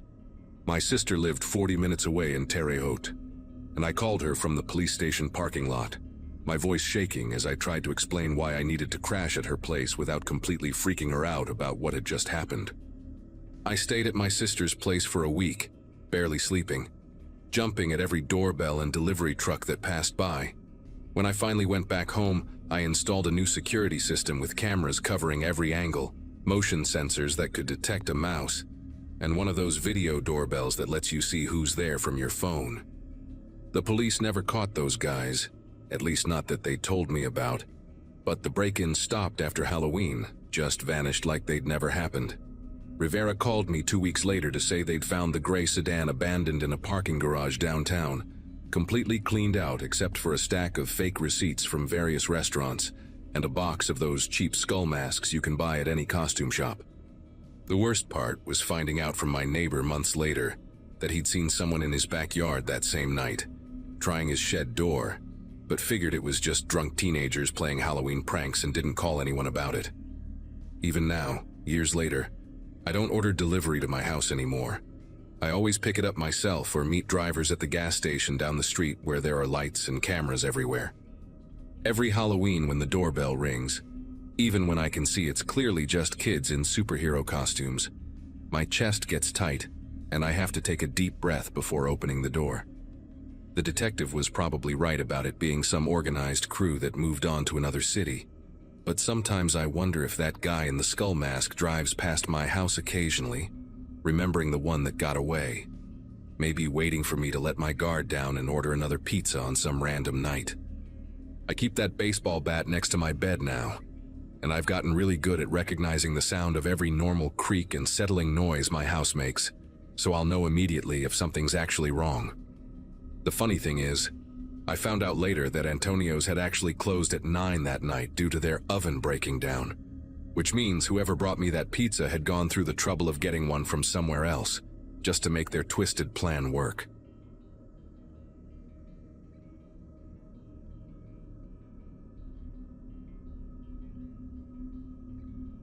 It was one of those chilly late October evenings when the air smelled like wet leaves and pumpkin candles. My parents were both working the night shift that Halloween, so it was just me and my little brother Caleb. He was 8, dressed as a vampire with fake fangs that kept falling out, while I wore a cheap witch hat and an oversized sweater. Our neighborhood wasn't fancy. But people went all out with decorations. Fake cobwebs in bushes, orange lights hanging from porches, and skeletons swaying from trees. It felt safe, familiar.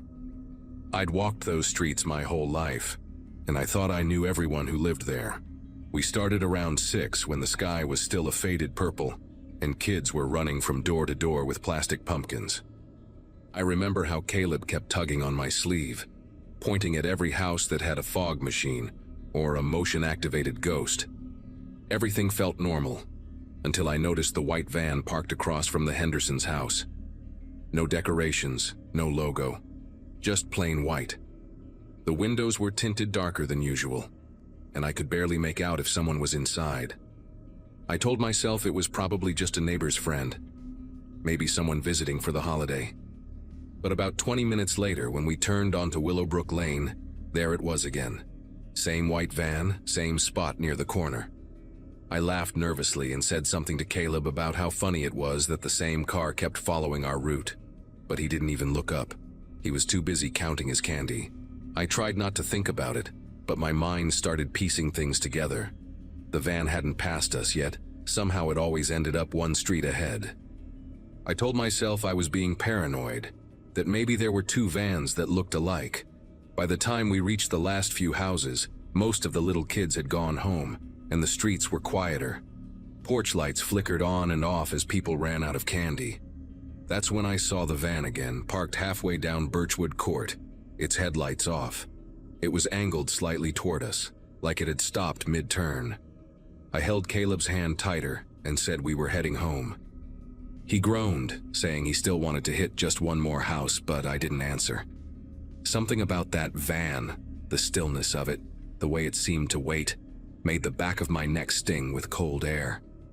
When we reached our house, the porch light was still on, and I felt this wave of relief wash over me. Caleb ran ahead, already planning to dump his candy on the living room floor. I glanced back one last time before stepping inside, and the van rolled slowly past the corner, its headlights off again. It didn't stop, didn't speed up, just drifted by like it was scanning the neighborhood. I stood there until it disappeared behind the trees, pretending to check my phone so Caleb wouldn't see I was nervous. Dad came home not long after. He's the kind of person who keeps everything organized, from our bills to the neighborhood watch schedule. I told him about the van right away, expecting him to brush it off. But instead, he frowned and went straight to his laptop. Our neighborhood has a shared camera system. Every few houses, someone has a motion-activated feed connected to a shared network. Dad started pulling up footage from earlier that evening, clicking through the timestamps as I stood beside him. The footage was grainy, but clear enough. We saw the van the first time, parked near the Hendersons. Then again on Willowbrook Lane, again on Birchwood Court.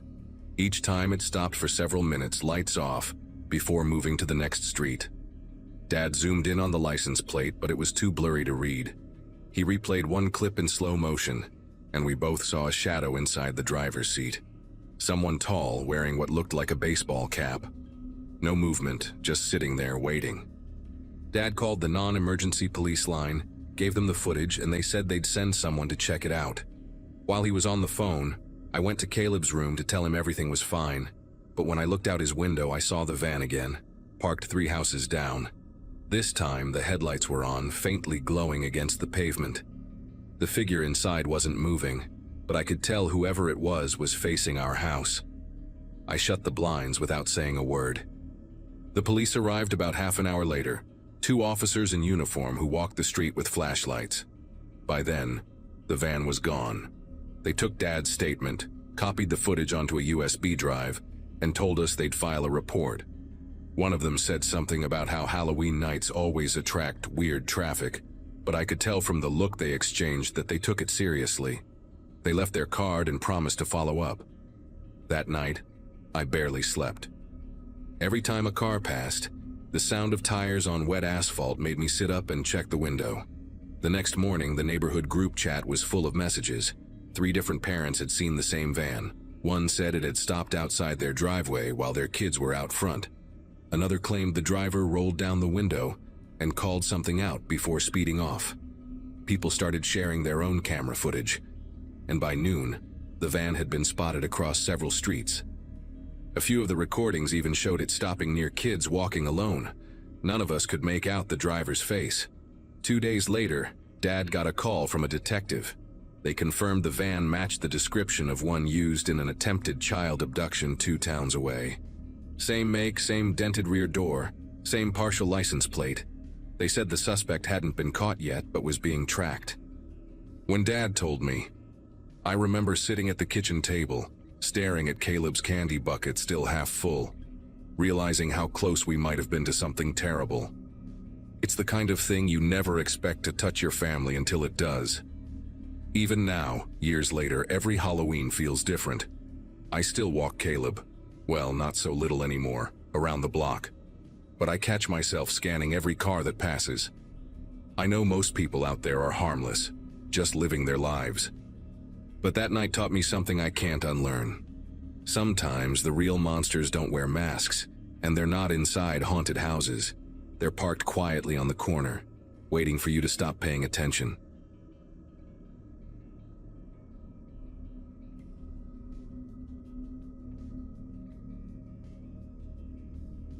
There are moments in life that carve themselves into your memory like scars, and that night became one of them for me. I had planned it for weeks, just a simple Halloween night with my son, Miles. He was 8, full of energy, and had been talking for days about dressing as a pirate. We lived in a quiet suburb where everyone knew each other, the kind of place where people waved from their driveways and kids rode their bikes until the streetlights came on. I remember tightening the strap of his plastic sword before we left, his small hands clutching the candy bucket shaped like a pumpkin. The air smelled like wet leaves and cheap fog machine smoke. Every porch flickered orange, and the whole neighborhood glowed with that soft excitement only Halloween brings. We walked house to house, laughing when Miles tripped over his costume or shouted "thank you" through his plastic mask. He was proud of how heavy his bucket had gotten. At some point, we joined a small group of families moving down the main street. Kids darting between lawns, parents chatting behind them. Everything felt safe, almost too perfect. It happened when we reached the corner house with the strobe lights and fake tombstones. I turned to greet one of the neighbors, a man I'd seen walking his dog a few times. And in that brief turn, Miles was gone. I called his name, expecting him to pop out from behind a bush or jump scare me like he loved to do. When he didn't answer, the laughter around me blurred into background noise. I checked the yard, then the sidewalk, then ran toward the end of the street. He was nowhere. His candy bucket lay tipped over near the curb, candy scattered across the wet grass. I started asking around, parents, kids, anyone. Most of them shook their heads, saying they hadn't noticed him wander off. But one woman mentioned seeing a firefighter leading a little boy toward a white SUV. She thought it was just a parent helping their kid get home early. I ran down the block, searching for the vehicle, but the street was crowded, headlights flashing everywhere. By the time the police arrived, the neighborhood had gone quiet, and the house where we'd stopped, the one with the fake tombstones, had its lights off. The officers asked me to describe exactly what I saw, and I kept repeating the same useless details: the flashing strobe lights, the fake fog, the sound of kids laughing. I pointed to the house, insisting that was where we had been standing. But when they checked, the place looked completely different. The decorations were gone, the porch was dark, and the windows were covered with wooden boards that looked like they had been there for years. I remember standing there completely confused, as if the whole setup had been erased in minutes. The officer shone his flashlight on the ground where Miles's candy had spilled, and the reflection of the wrappers looked almost metallic under the beam. They questioned every neighbor on that street, but nobody could say who lived in that house. One man swore it had been vacant since he moved there, and another said it used to belong to an elderly couple who'd passed away years ago. No one had seen anyone move in or out recently. When they pulled up property records, there wasn't even a registered address matching that spot anymore. It was just listed as a lot, with no dwelling number. The more the police checked, the more everything stopped making sense. I stayed out until dawn, calling his name until my voice cracked. Every shadow looked like him for a second. Every distant laugh made my heart leap. The officers promised to keep searching, But as the days passed, their updates became shorter, less hopeful. They found no tire marks matching an SUV, no security footage that captured a firefighter costume, and no candy wrappers from the brand Miles loved near the area where I found his bucket. It was as if the night had swallowed him whole. Weeks later, I started walking that same route every evening after work. The house was still there, or what looked like a version of it. The boards, the empty porch, the uneven lawn. But every now and then I'd see something out of place. A faint orange glow behind one of the boarded windows, or the flicker of a strobe light for half a second before it vanished. I told myself it was my mind playing tricks, but deep down, I knew I hadn't imagined that house. One night near the end of that month, I parked across from the empty lot and just sat there with the engine off. The street was silent except for the hum of distant traffic. Then, right around the same hour when Miles disappeared, the porch light came on. It was faint, like a bulb struggling to stay alive, but it was there. The fog drifted across the yard exactly the way it had that night. I got out of the car and walked closer, trying to convince myself it was a coincidence. From the sidewalk, I could hear faint laughter inside the house. Kids' voices, giggling, echoing through the boards. When I called out, everything stopped. No sound, no light, just the cold air moving through the trees. I stood there for what felt like forever before forcing myself to leave. The next morning I returned with an officer, but the house was gone again. Just grass and dirt where it had stood hours earlier. He told me to take a break from the area, said grief can twist perception, but I wasn't confused. I knew where I had been. I knew what I saw. Months later, a neighbor I barely knew slipped a small object into my mailbox. A plastic pirate sword, broken near the handle. The same cheap kind I had tightened for Miles that night. No note, no explanation. I called the police, but they couldn't trace who left it. They said maybe it was someone's idea of a cruel prank. I stopped pushing after that. I stopped talking about it altogether. It has been years now, and Halloween still makes me uneasy. Every October, I think about that flickering porch light and the laughter behind those boarded windows. Sometimes I drive through the old neighborhood, half hoping to see that house again, half dreading it. No one ever found Miles, and no one ever found that white SUV. But some nights I swear I can still hear his voice faint and distant, calling from somewhere down that same street, asking if we can visit just one more house.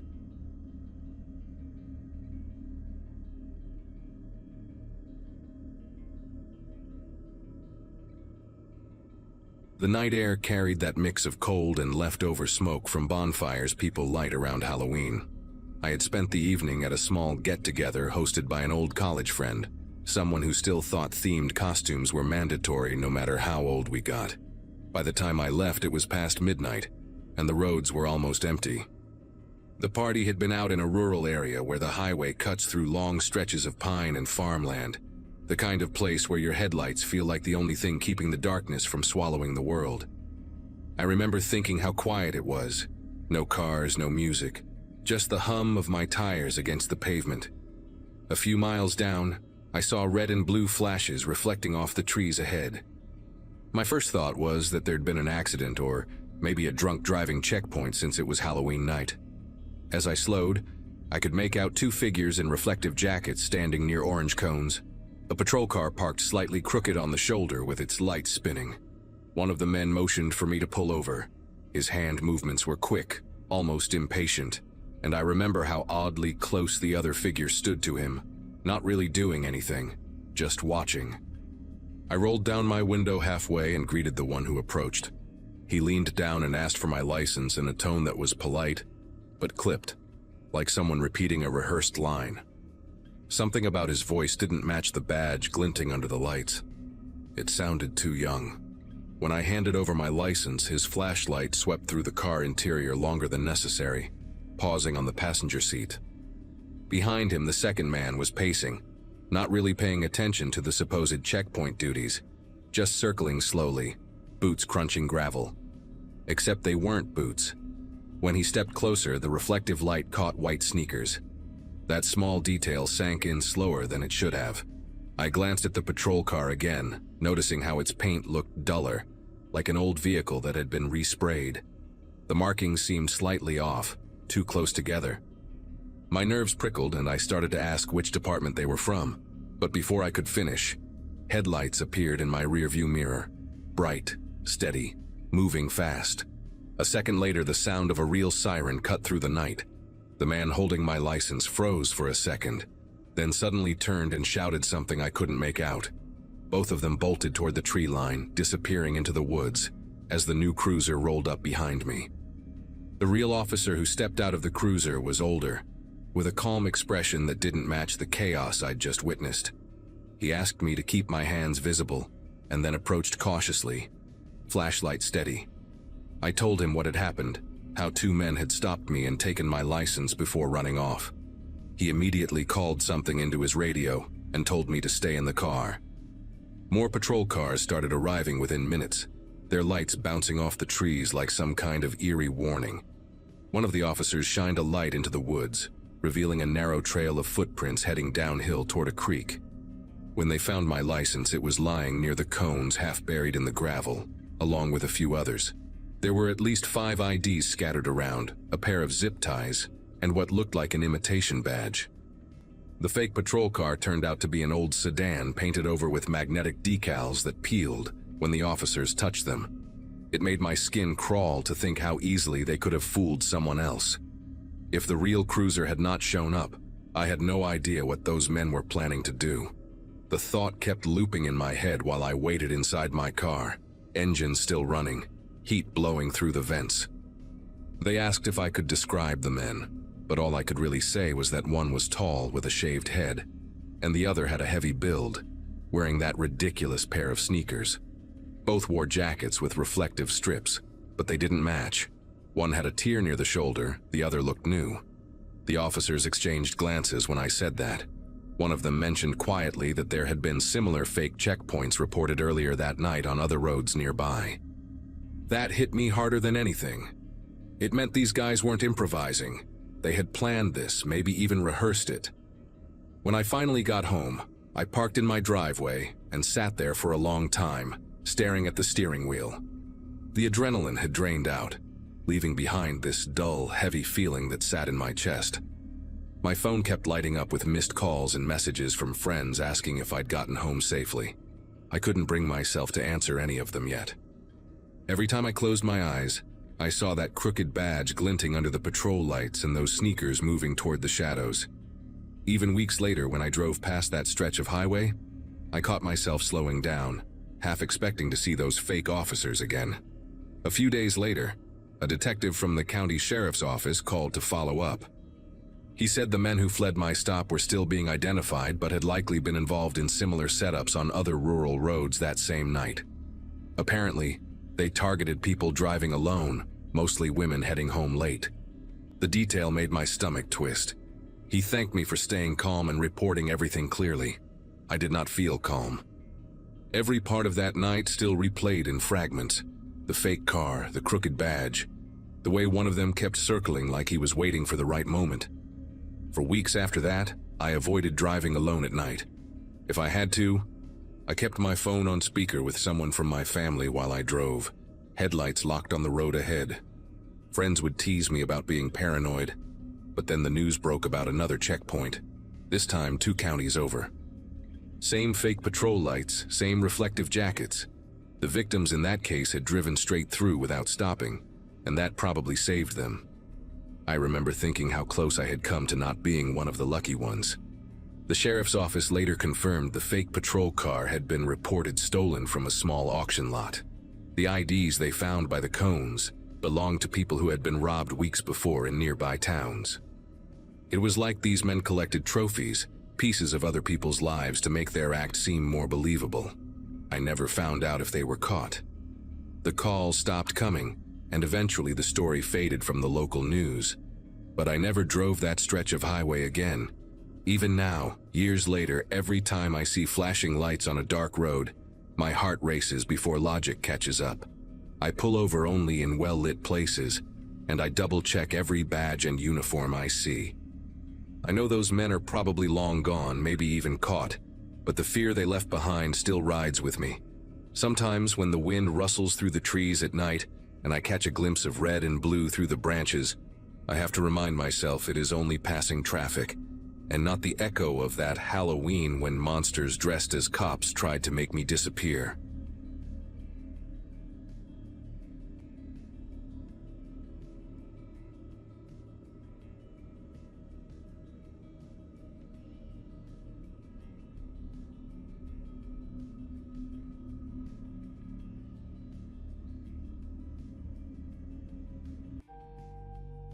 Hello everyone. Before we start, make sure to like and subscribe to the channel. And leave a comment with where you're from and what time you're watching. That way, YouTube will keep showing you stories just like this one. Now, let's begin. November in Oregon means darkness creeps in before dinner, and that Wednesday was no exception.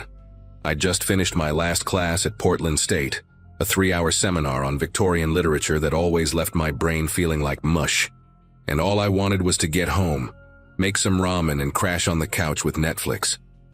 My roommate Kelsey had gone to her parents' place in Eugene for the week. Something about her mom's birthday, so I had the whole rental house to myself. We'd been living in that little 2-bedroom place near Belmont for about 6 months, one of those old craftsman houses from the 20s, with creaky floors and windows that rattled whenever a bus drove by. My parents kept asking if I felt safe living there, especially with all the break-ins happening around campus lately. But honestly, I loved that house. It had character, you know? Original hardwood floors, this gorgeous built-in bookshelf in the living room, and a huge backyard with an apple tree that actually produced edible fruit. Walking up the front steps around 5:10, I remember thinking how weird it was that the porch light wasn't on. I was pretty sure I'd flipped it that morning, but maybe I'd forgotten in my rush to catch the bus. My keys jangled as I fumbled with the lock in the growing darkness, and when I pushed open the door, the house felt different somehow. Not wrong exactly, just different. Like when you walk into a room and everyone stops talking, that kind of heavy silence. I dropped my backpack by the door and reached for the light switch, squinting as the overhead fixture flooded the entryway with harsh yellow light. My sneakers squeaked on the hardwood as I headed toward the kitchen, already mentally debating between chicken or shrimp-flavored ramen, when I noticed my bedroom door at the end of the hall was open. Not wide open, just cracked about 6 inches, enough to see the fading daylight filtering through my window. That gave me pause because I'm obsessive about closing doors. Always have been since I was a kid. My older brother used to tease me about it, calling me the door police whenever I'd go around the house making sure everything was shut tight before bed. I stood there for a second, telling myself maybe I'd been in a rush that morning, maybe I hadn't pulled it all the way closed. But then I saw them, my curtains, the thick burgundy ones I'd bought at Target specifically because they blocked out the morning sun. They were open about a foot in the middle, creating this narrow gap where anyone walking by could see straight into my room. I definitely, absolutely, 100% had closed those before leaving. I remember doing it because I'd noticed my neighbor across the way, this guy who worked nights at the hospital, getting home right as I was getting ready, and I didn't want him seeing me change. My phone buzzed in my pocket, that specific double vibration that meant the security camera app was sending an alert. Kelsey's dad had installed this cheap camera system when we moved in. Nothing fancy. Just a doorbell cam, and one overlooking the driveway. The notification read, "Person detected at front door," which seemed weird since I'd just walked through there myself. Then another buzz, "Motion detected in driveway." Another, "Multiple persons detected." My throat tightened as I opened the app, waiting for it to load. But instead of showing me the live feed, it just spun and spun before displaying "Camera offline." I tried refreshing it, even closed the app completely and reopened it, but got the same message. The timestamp showed it had gone offline at exactly 5:14, about 3 minutes after I'd walked through the door. I moved toward the kitchen, every nerve in my body suddenly awake and screaming at me to pay attention. The house was too quiet, that kind of thick silence where you can hear your own heartbeat thudding in your ears. I reached for the kitchen light switch, and as the fluorescent tubes flickered to life, I caught movement outside the window above the sink. Just a flash of something dark against the fence line, I stepped closer to the glass, cupping my hands around my eyes to block the glare from the overhead light. And that's when I saw him. A man standing in my backyard, positioned right behind the apple tree facing the house. He wasn't moving, wasn't trying to hide, just standing there with his arms at his sides like he was waiting for something.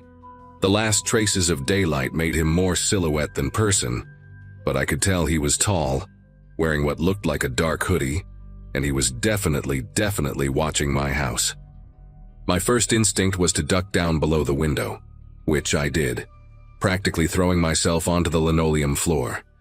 I crawled on my hands and knees to the hallway, my mind racing through options. Call 911, run out the front door, lock myself in the bathroom. From my position on the floor, I could see straight through to my bedroom, and with the lights now on in the kitchen and hallway, the window had turned into a perfect mirror. But I knew what that meant from the outside looking in. Before I'd turned on the lights, anyone in that backyard could see everything inside my room through that gap in the curtains. They'd probably watched me walk through the house, seen me go to the kitchen, knew exactly where I was. My fingers fumbled with my phone as I dialed 911, trying to keep my voice steady as I whispered my address to the dispatcher. While I was on the phone with the dispatcher, explaining in a shaky whisper that someone was in my backyard, I heard it. The unmistakable sound of the sliding glass door in the dining room being tested. That specific metallic rattle it made when you pulled on it while it was locked. I'd locked it that morning, right? God, I'd locked it, I was sure I had. The dispatcher was asking me questions, her voice calm and professional. But all I could focus on was that sound. Then it stopped. Everything went quiet again except for my own ragged breathing.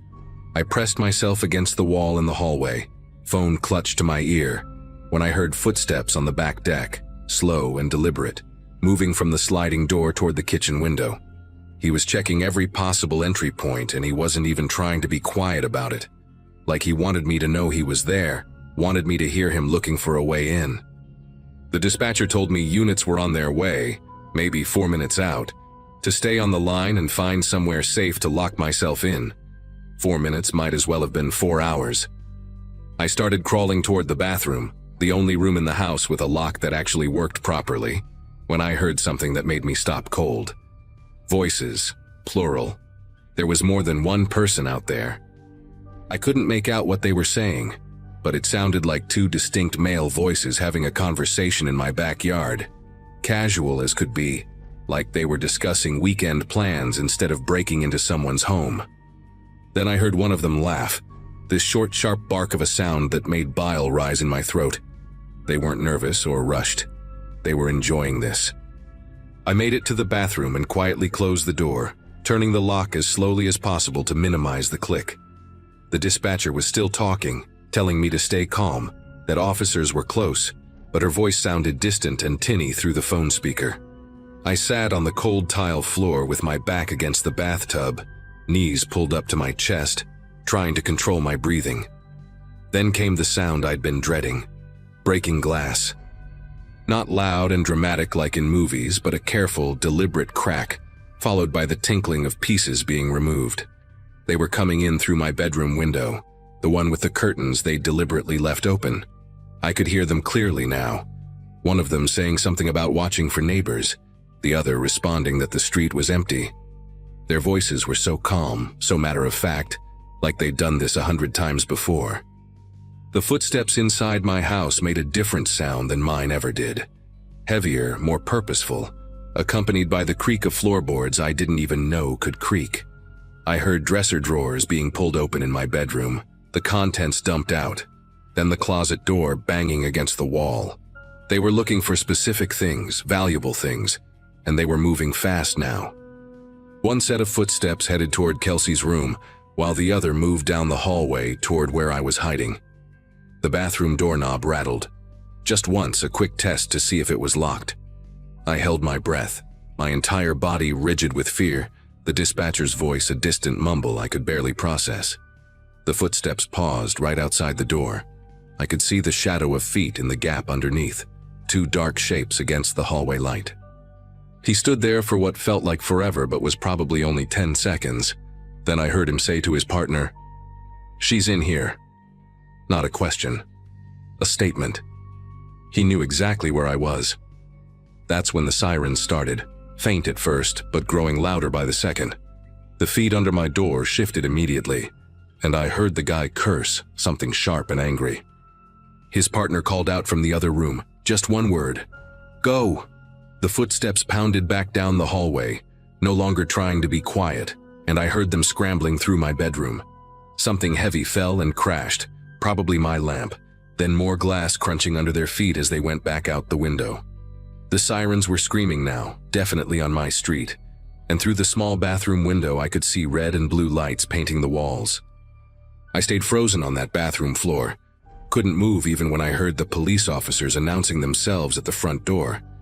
The dispatcher kept telling me it was safe, that I could come out, but my legs wouldn't work.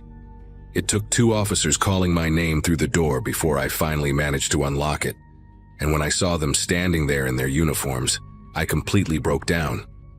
Later, after giving my statement and watching crime scene techs dust my bedroom window for prints, one of the detectives pulled me aside. Detective Hobbs, an older woman with gray streaks in her hair and tired eyes, told me I was lucky. They'd been tracking this crew for 3 weeks, she said. 5 guys working together, specifically targeting young women living alone or with female roommates. They'd scout the houses for days, learn the routines, wait for that perfect window right at dusk when people got home from work or school.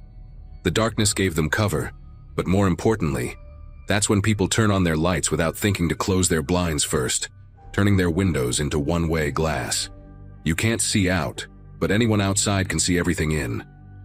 They'd hit 7 houses already, always entering through bedrooms, always when the victim was home but isolated in another part of the house. The crew would panic and run if they heard sirens, which is the only reason I wasn't face-to-face with them that night. Detective Hobbs said they caught 2 of them 3 blocks away, still had jewelry from my bedroom in their pockets. The others got away, but with the evidence they found, it was enough to connect them to all the other break-ins. She kept saying I did everything right, calling 911 immediately, hiding, staying on the line. But all I could think about was those 10 seconds when he stood outside my bathroom door, knowing I was there, deciding what to do next.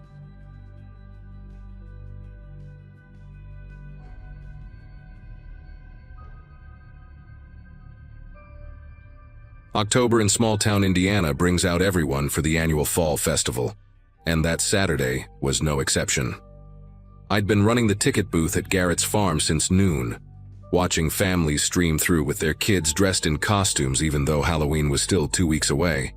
My daughter Chloe had just turned 7 that September, and she'd been begging me all week to let her go through the corn maze with her friend Alyssa from school. Around 4:30, when my shift was almost over, I finally caved and told them they could go while I finished counting the register. Garrett's maze was famous in our county. 10 acres of corn designed by some company from Chicago that specialized in these things, with paths that twisted and split into dead ends that even adults got lost in for an hour sometimes. Alyssa's mom, Beverly, had volunteered to walk them through while I wrapped up my shift, and I watched them disappear into the entrance, Chloe's purple jacket bright against the browning corn stalks. Beverly was the type of parent who had GPS trackers in her kids' shoes and made them wear helmets to ride scooters in their own driveway, so I figured if anyone would keep them safe, it would be her. I could hear the festival winding down around me, vendors starting to pack up their crafts, the band on the main stage announcing their last song, and I remember thinking we'd timed it perfectly because the maze closed at 5 and we'd missed the parking lot chaos. I was wiping down the counter when Beverly came running toward me, her face completely drained of color, asking if Chloe had come back to find me. She explained in this rapid, breathless way that they'd been about halfway through the maze when Chloe said she needed to use the bathroom really badly. Beverly told her to wait just 5 more minutes until they got out. But Chloe was doing that dance kids do when they really can't hold it, so Beverly pointed to the exit sign they could see above the corn, maybe 50 feet away through the stalks. She told Chloe to walk straight toward it while she kept Alyssa with her on the path, figuring they'd meet at the exit in 2 minutes max. But when Beverly and Alyssa came out, Chloe wasn't there, and the teenage worker at the exit said no kid in a purple jacket had come through. Beverly ran back into the maze, calling for her, then came to find me. Certain Chloe must have gotten turned around and found her way back to the ticket booth somehow. We got the maze supervisor, a guy named Carl who'd worked at Garrett's for 15 years, and he immediately called all 5 workers stationed inside the maze on their walkie-talkies. None of them had seen a little girl in purple, but Carl didn't panic, just switched to his manager voice and told them to do a systematic sweep, starting from the exit and working backwards. He explained to me that kids got separated from their parents at least twice a day during peak season. Usually they just sat down and cried until someone found them. Never took more than 10 minutes to locate them. But 20 minutes passed, then 30, and the workers kept radioing back with nothing. No sign of her anywhere, not even crying or calling out, and I could see Carl starting to sweat through his flannel shirt, even though the temperature had dropped to maybe 60 degrees. By 5:15, Carl had called the police and shut down the entire festival. Nobody in or out, and they'd brought in everyone who worked at the farm plus volunteers from the crowd to form a human chain through the maze. We walked slowly, arms stretched out, touching the corn on both sides, making sure we didn't miss any small paths or spots where a kid might have curled up. The sun was setting fast, that October light that goes from golden to dark in what feels like minutes, and people had their phone flashlights out, calling Chloe's name over and over until our voices went hoarse. I kept expecting to hear someone shout that they'd found her. Maybe scared, but okay. Maybe she'd fallen asleep somehow, even though that made no sense. But the shouts never came, just more voices joining the search as word spread through the crowd of remaining festival goers. The police brought in dogs around 6, 2 German shepherds that specialized in tracking, and they had me give them Chloe's sweater from my car to get her scent. Watching those dogs work through the maze, their handlers following with heavy-duty flashlights, made everything feel suddenly official and terrifying, in a way that knocked the wind out of me. They traced her path from the entrance, following the exact route Beverly had described. Then the dog stopped at this spot maybe 40 feet from the exit, circling and whining, and the handler said this was where her trail went cold, just completely disappeared. He kept using phrases like scent cone and track contamination, but what he was really saying was that Chloe's smell just stopped existing at that spot, like she'd been lifted straight up into the air. The detective in charge, a woman named Diane Foster who had kids of her own, and kept touching my shoulder while she talked, told me they needed to review the security footage immediately. Garrett's farm had installed cameras 2 years earlier, after someone tried to sue them over a broken ankle, mostly covering the main areas where liability issues might happen. We huddled in the farm's office, this cramped room that smelled like fertilizer and old coffee, watching grainy footage on a monitor from the camera that covered the maze exit and part of the parking area. Detective Foster fast-forwarded through hours of families going in and out, kids running around, until we got to 5:02 p.m., just after the maze closed, and she told me to watch carefully. At first it just looked like the usual end-of-day crowd, people heading to their cars with tired kids and bags of kettle corn, everyone bundled up as the evening got colder. Then Foster pointed at the screen and rewound it, playing the same 15 seconds over and over, and I saw what she was watching. This person walking out of the maze's exit carrying what looked like a heavy bundle wrapped in a barn jacket, the red and black plaid kind half the men in town owned. The figure kept their head down, a baseball cap pulled low, moving with the crowd but somehow separate from it, walking steadily toward the parking lot while everyone else was stopping to chat or wrestle kids into car seats. The bundle in their arms was the size of a child, covered completely except for what might have been a small foot in a pink sneaker hanging out at one corner, and I heard myself make this sound. Not quite a scream, but close. Foster had her tech guy enhance the footage as much as possible, but the person had clearly known where the cameras were, keeping their face angled away, using the crowd as cover. They timed it perfectly, walking out just as a church youth group was leaving. 30 or 40 teenagers all bunched together, making it impossible to track where the figure went once they hit the parking lot. The other cameras showed fragments, a shoulder here, the edge of the bundle there, but never a clear shot of the person's face or their vehicle. Foster pulled up footage from earlier in the day, trying to find someone casing the maze, watching for kids, and that's when she found something that made her call in the FBI. These 3 other incidents at fall festivals in surrounding states over the past 4 years, all of them with the same pattern.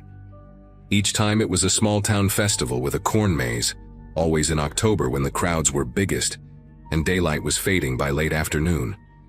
A child between 6 and 8 would vanish inside the maze just before closing time, and security footage would show someone carrying a bundle out, blending with the crowd, impossible to identify. In 2 cases, the children were found within 48 hours, dropped at rest stops hundreds of miles away, traumatized but physically unharmed, with no memory of what happened after someone approached them in the maze holding a cloth that smelled sweet. The 3rd child, a boy from Ohio, was never found, and his case had been cold for 2 years. Foster showed me the footage from those festivals, and even though the images were from different states, different years, the way the person moved was identical. That same deliberate walk, the same way of holding the bundle, like they'd practiced it. The FBI set up a command center in Garrett's barn, agents arriving within 3 hours, treating the whole farm like a crime scene. They had software that analyzed the figure's gait and body proportions, determining it was likely a man between 5'10" and 6 feet tall, athletic build based on how easily he carried the weight. They tracked every vehicle that left the parking lot using traffic cameras from town. But there were over 300 cars, and the suspect had probably switched vehicles or had fake plates ready. While they worked, I sat in the police station with Beverly, who couldn't stop crying and blaming herself, saying she should have just let Chloe pee in the corn. Dignity didn't matter. Why did she care about stupid rules when her job was to protect my child? Around midnight, an agent told us they'd received a tip from a gas station attendant in Kentucky who'd seen a man buy supplies around 7 p.m., acting nervous, with what sounded like a child crying in his van. They found Chloe at a rest stop near Louisville at 3 in the morning, sitting on a bench by the vending machines, still wearing her purple jacket but dizzy and confused. The doctors said she'd been drugged with something that affected her memory, probably chloroform initially, then something else to keep her quiet during the drive. She remembered walking toward the maze exit, then someone calling her name, saying her mom had sent them to get her, and after that just fragments, the smell of pine air freshener, country music playing low, stopping somewhere with bright lights. The man had left her with a juice box and a note in her pocket that just said "Lucky number 2, which made the FBI agents exchange looks that told me we'd gotten unbelievably fortunate. They never caught him, though they connected him to 7 different attempts over 6 years, realizing he'd gotten better at it over time, learned exactly how to exploit those busy October evenings when tired parents and overwhelmed workers created just enough chaos for him to operate.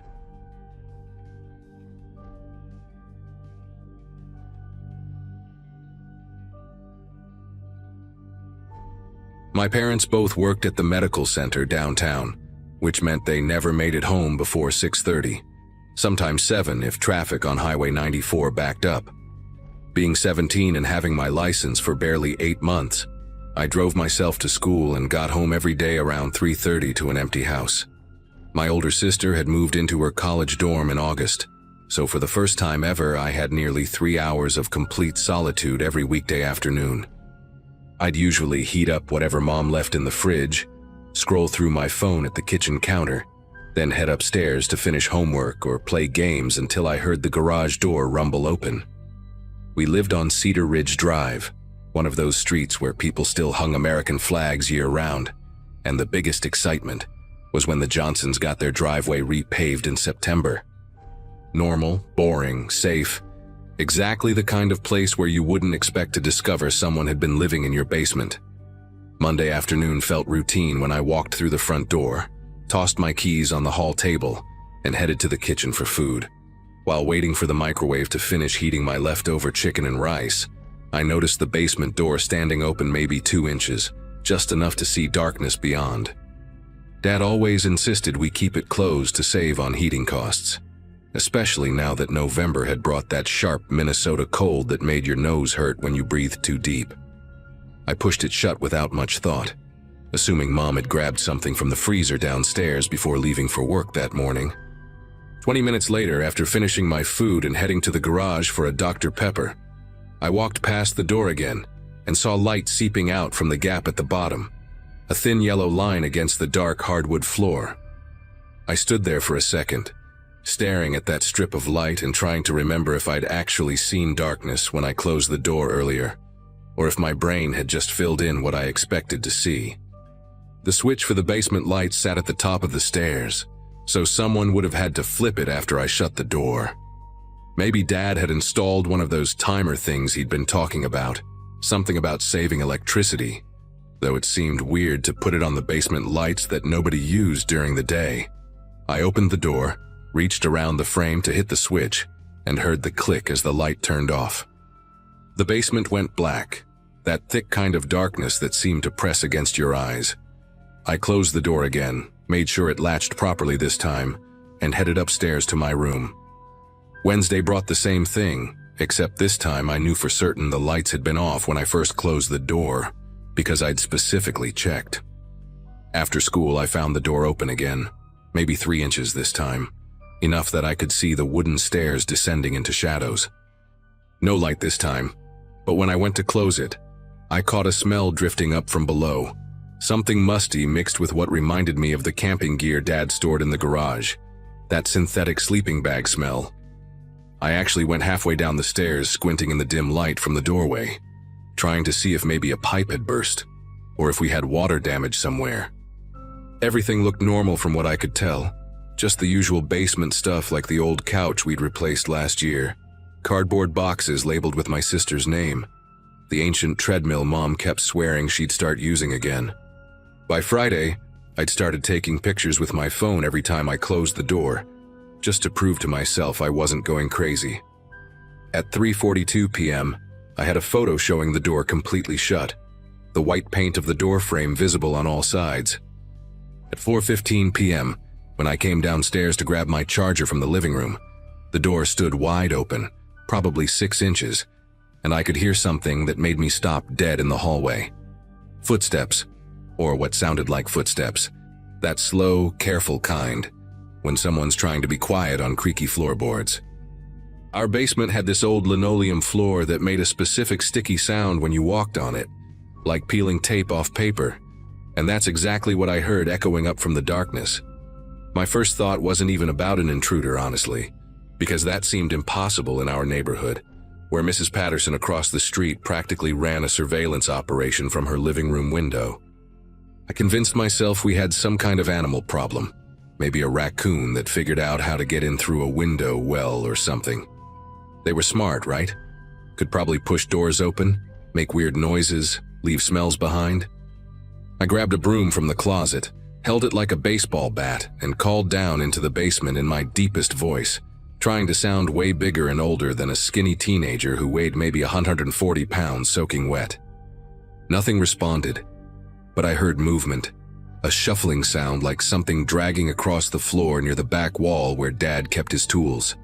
I backed away from the door, pulled out my phone, and searched for animal control numbers while keeping my eyes on that dark opening, terrified something would come charging up those stairs.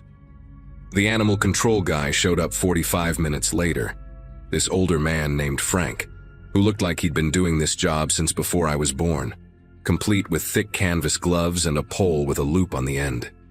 He asked me a bunch of questions about what I'd heard and smelled, nodding like he'd dealt with this exact situation 100 times before. He grabbed a heavy-duty flashlight from his truck, one of those metal ones that could probably double as a weapon, and told me to wait upstairs while he checked things out. I stood in the kitchen, practically pressed against the counter, listening to his heavy boots descending the stairs, the beam of his flashlight cutting through the darkness below. For maybe 2 minutes, I heard him moving around down there, boxes sliding, his occasional grunt as he bent to look under something. Then I heard him say something that made my entire body go rigid, not a shout exactly, but this sharp, commanding voice. "Sir, I need you to stand up slowly and keep your hands where I can see them." My brain couldn't process what I was hearing because he'd said sir, not addressing some animal but talking to a person, a human being who had been in my basement. Frank's voice got louder, more urgent. I said, "Stand up now. I've already called the police and they're on their way." I heard scrambling, something crashing to the floor.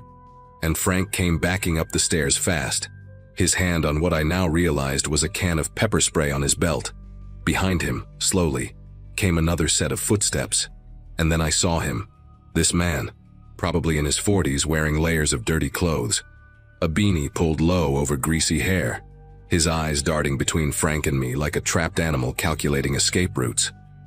The man didn't run, though, just stood there at the top of the stairs with his shoulders hunched forward, breathing heavy through his mouth, this raspy sound that made my skin prickle. Frank positioned himself between us, telling me to go wait outside, but I couldn't move, couldn't stop staring at this stranger who'd been in my house, under my feet, while I'd been alone upstairs doing homework or playing video games. The man kept muttering something I couldn't quite make out, his voice rough like he hadn't spoken to anyone in days, maybe weeks. His fingernails were black with dirt, and I noticed he had a plastic grocery bag tied to his belt, bulging with what looked like food wrappers and empty cans. When he finally looked directly at me, his eyes were this pale blue color, almost gray, and completely empty of any emotion I could recognize, like looking at a mannequin that could blink. The police arrived within minutes, 2 officers who immediately took control of the situation, one talking to the man in calm, measured tones, while the other asked Frank and me to step outside. Standing on my own front lawn, watching more police cars pull up, I started shaking so hard I had to sit down on the grass. The officer, a woman with short red hair who introduced herself as Officer Brennan, knelt beside me and explained that they'd need to search the entire house, especially the basement, to understand what had been happening. She asked if my parents were coming home, and I managed to call my mom, barely getting the words out that someone had been in our house. I could hear her panic through the phone, saying she'd leave work immediately, asking if I was hurt, if I was safe. All I could tell her was that I was okay, even though I didn't feel okay at all, watching strangers in uniform going in and out of my house like it was a crime scene. My parents arrived at the same time, Mom practically jumping out of the car before Dad had fully stopped, running across the lawn to grab me in this crushing hug that made me realize how badly I needed it. The police had the man in handcuffs by then, sitting in the back of a patrol car, and Officer Brennan walked us through what they'd discovered. Behind our house, hidden by the overgrown juniper bushes Dad had been meaning to trim since summer, was a loose ventilation grate that led directly into the basement. The screws had been carefully removed and placed in a neat pile nearby, allowing someone to slide the grate aside and crawl through. Inside the basement, they found evidence he'd been coming and going for at least 2 weeks, maybe longer.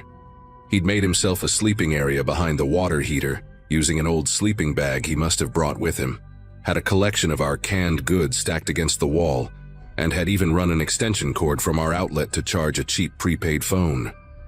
The worst part was finding my school schedule printed out, probably from the school website, with the times I got home circled in pencil.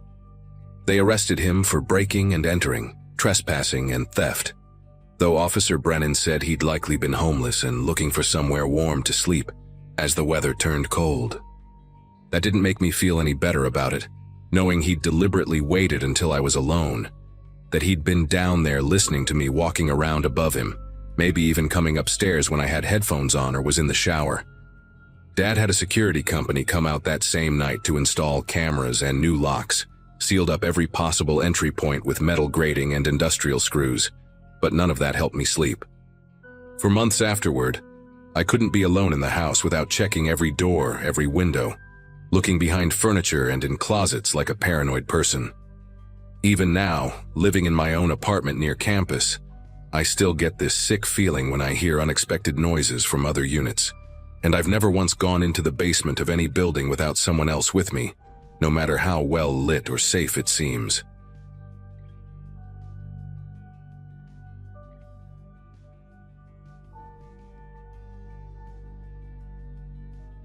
Every November when the leaves start falling and people drag out their rakes, I get this sick feeling in my gut that won't go away. 4 years have passed since that Saturday afternoon when everything changed, but I can still smell the wet leaves mixed with gasoline whenever autumn rolls around. I'd just moved to this neighborhood in Michigan about 6 months before, landed a job at a marketing firm downtown, and was finally feeling like I belonged somewhere after bouncing between apartments since college. My neighbor Jason had invited me to what he called their annual leaf burning party, which was basically an excuse for everyone on our block to drink beer and pretend they were actually cleaning up their yards. Jason lived 3 houses down from me in one of those split-level homes with the huge backyard that backed up to a small wooded area. His wife Amanda had strung up these orange lights between the trees, and someone had brought over a couple of folding tables loaded with chili, cornbread, and those pumpkin-shaped sugar cookies from the grocery store. There were maybe 15 of us there, mostly couples in their 30s and 40s, plus a few single people like me who'd gotten absorbed into the neighborhood social circle. Everyone was bundled up in flannel shirts and puffy vests, standing around in small groups while kids ran through the leaf piles screaming and throwing handfuls at each other. Fire pit was this circular metal thing Jason had bought at Home Depot, about 3 feet across, and sitting on a patch of gravel he'd laid out specifically for it. We'd been trying to get a decent fire going for about 20 minutes, but everything was working against us. It had rained hard for 3 days straight earlier that week, and even though Jason had covered his wood pile with a blue tarp, moisture had gotten into everything. The logs would smoke and hiss but wouldn't catch properly, just producing these pathetic little flames that kept dying out. People were starting to make jokes about calling it quits and just using the propane heater on the deck, but Jason was determined to get that fire roaring. I was standing by the cooler grabbing another beer when I heard Brandon, this guy who lived at the end of the street, say he had a gas can in his truck from filling up his lawnmower that morning. Brandon was one of those guys who always had to be the problem solver, the one with all the answers and the right tools for every situation. He jogged over to his F-150 parked on the street and came back with a red plastic gas can, the kind with the long yellow spout. Most of us were too busy talking or watching our kids to really pay attention to what was happening next, which is something I think about constantly now, how differently things might have gone if just one person had said something. Megan was standing right there next to the fire pit, holding her daughter Sophia, who'd just turned 3, and was wearing this tiny pink winter coat with fur around the hood. Megan had graduated from Michigan State the same year I finished at Western, though we didn't know that until later, and she'd been nothing but welcoming since I moved in. She was showing Sophia how the smoke was rising up into the sky, pointing at it with one hand while balancing the kid on her hip. The wind had been pretty calm all afternoon, just a gentle breeze that would occasionally stir the leaves around our feet. But right as Brandon started pouring that gasoline, a gust came out of nowhere from the north. What people don't understand about gasoline is that it's not the liquid that's dangerous, it's the vapor. On a cold day like that, maybe 40 degrees, the fumes don't dissipate as quickly as you'd think. They hang in the air, invisible, building up in pockets, especially when there's no wind to carry them away. Brandon poured what he later said was just a splash, but I watched that stream of gas flow for at least 3 or 4 seconds, soaking into the damp wood and pooling at the bottom of the fire pit. He tossed the can aside and pulled out his lighter, one of those long barbecue lighters with the trigger, and that's when everything went wrong in a way that still plays behind my eyelids when I try to sleep. The wind shifted right as Brandon clicked the lighter, and instead of the fire starting in the pit where he was aiming, the flame hit that invisible cloud of vapor that had drifted toward Megan. It wasn't like a movie explosion with people flying backwards. It was more like the air itself became orange and hot for half a second. This whooshing sound that I can only compare to when you open a preheated oven and that blast of heat hits your face, except multiplied by 100. Megan screamed, a sound I'd never heard a human make before, raw and primal, and she instinctively turned her body to shield Sophia, which meant her back and the side of her neck took the worst of it. The smell hit me immediately, not like barbecue or campfire, but something chemical and wrong, mixed with burning polyester from her jacket. Everyone moved at once then, Jason running for the garden hose, Amanda screaming for someone to call 911, Brandon standing there with the lighter still in his hand, looking like his brain couldn't process what had just happened. I dropped my beer and ran to Megan, who had managed to set Sophia down safely, but was now on her knees in the grass, reaching behind herself trying to get her jacket off. Her husband Nathan came out of nowhere, must have been inside using the bathroom, and when he saw her, he made this choking sound that turned into him yelling her name over and over. I helped him get the jacket off her while trying not to look at what was underneath. But you can't unsee something like that. The way skin bubbles and turns white in some places, angry red in others. The ambulance took 11 minutes to arrive, though it felt like hours. Amanda had grabbed Sophia and taken her inside along with the other kids, trying to distract them with cartoons while the adults dealt with the chaos outside. Someone had found a clean sheet from Jason's linen closet, and we carefully draped it over Megan's burns while she sat on the ground, rocking slightly and making these small, whimpering sounds. Nathan held her hand and kept telling her she was going to be okay, but his face was white as paper, and his voice cracked every time he spoke. The EMTs were efficient and professional, getting an IV started right there on the lawn, giving her something for the pain that made her eyes go unfocused and drowsy.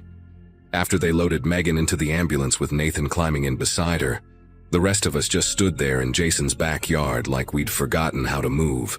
The fire pit was still smoldering, producing this thin black smoke that made my eyes water. Or maybe that was something else entirely. Brandon hadn't said a word since it happened, just stood by his truck staring at the ground. And when the police showed up to take statements, he could barely get the words out.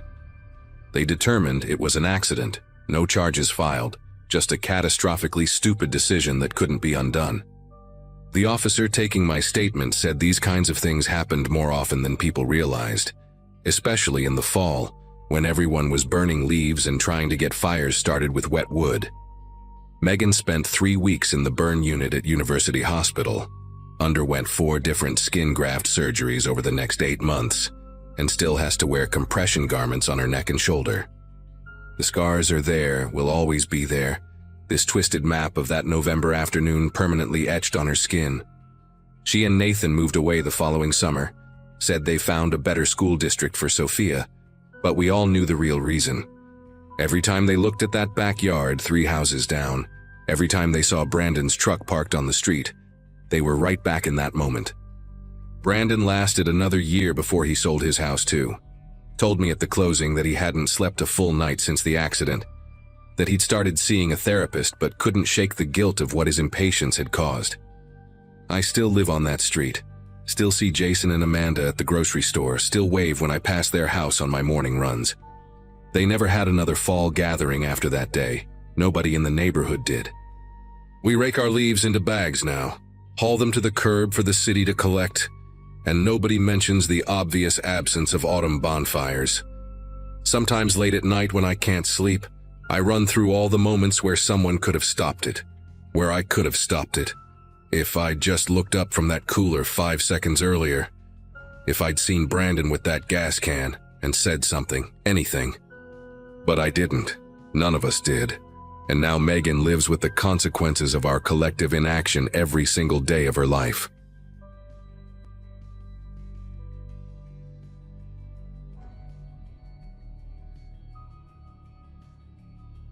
Quitting my job at the insurance company felt like finally taking off shoes that were 2 sizes too small. I'd spent the better part of my 20s working toward what I thought I was supposed to want, and by September, I just couldn't do it anymore. My parents were horrified when I turned in my resignation without another position lined up. But I had savings, I had time, and honestly, I needed to figure out who I actually was outside of spreadsheets and client calls. The plan wasn't complicated. Spend the fall hiking every trail I could find within driving distance of my Vermont apartment, clear my head, maybe stumble into some kind of clarity about what came next.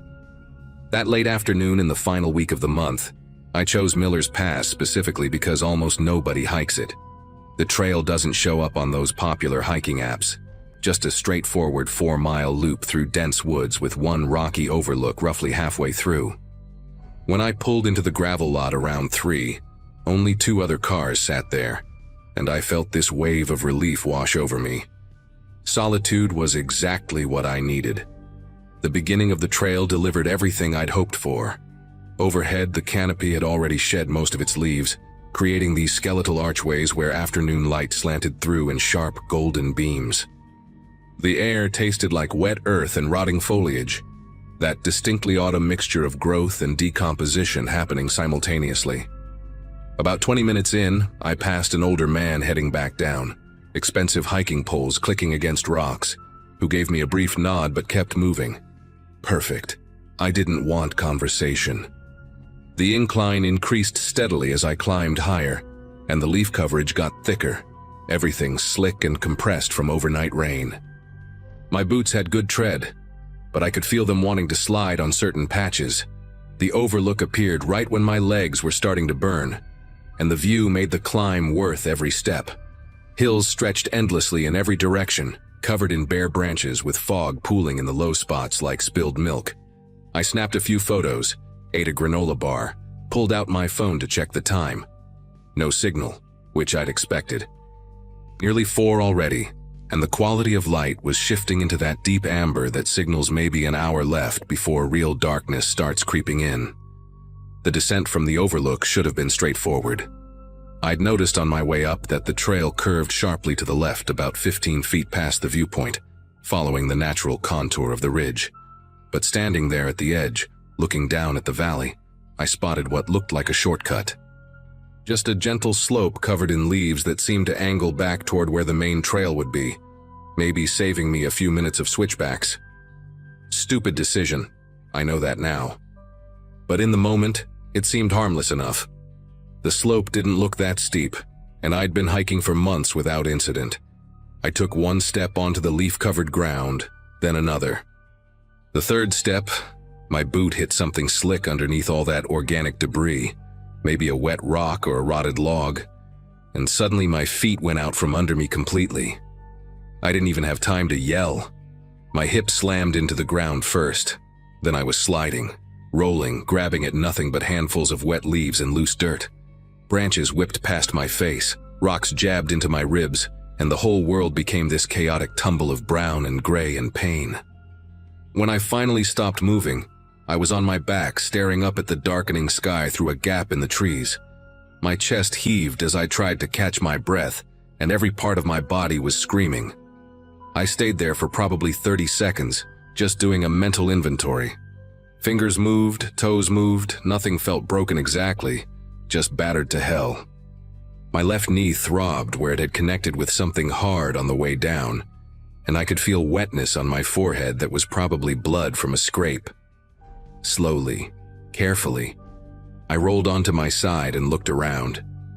I'd fallen maybe 20 or 25 feet down into what was basically a ravine, steep walls on 3 sides covered in that same deceptive carpet of leaves. Above me, I could barely make out the edge of the overlook through the bare branches. The main trail was somewhere off to my left, I thought, but down here everything looked different, disorienting. The light was dimmer too, filtered through layers of tree trunks, and I realized with a spike of genuine fear that I needed to get back up to the trail before it got dark. I got to my feet, testing my weight on each leg. The knee hurt like hell but held. My backpack had stayed on somehow, though it felt heavier now, probably from all the dirt and debris that had gotten inside during the fall.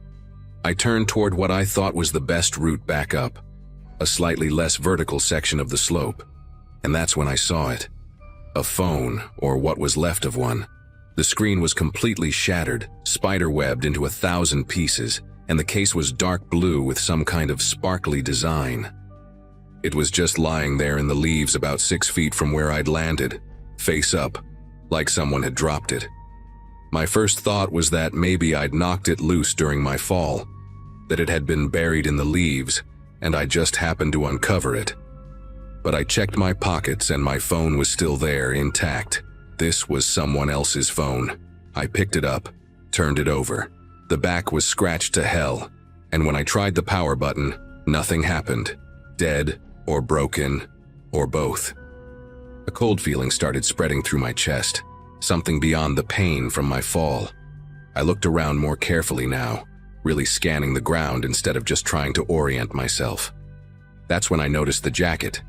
It was wedged partially under a fallen branch about 10 feet further down the slope, torn badly along one sleeve. Navy blue, or maybe black, hard to tell in the fading light. The fabric was still damp, not from last night's rain, but from something more recent. I moved closer, my injured knee protesting with each step, and crouched down to get a better look. The tear wasn't just a rip from catching on a branch.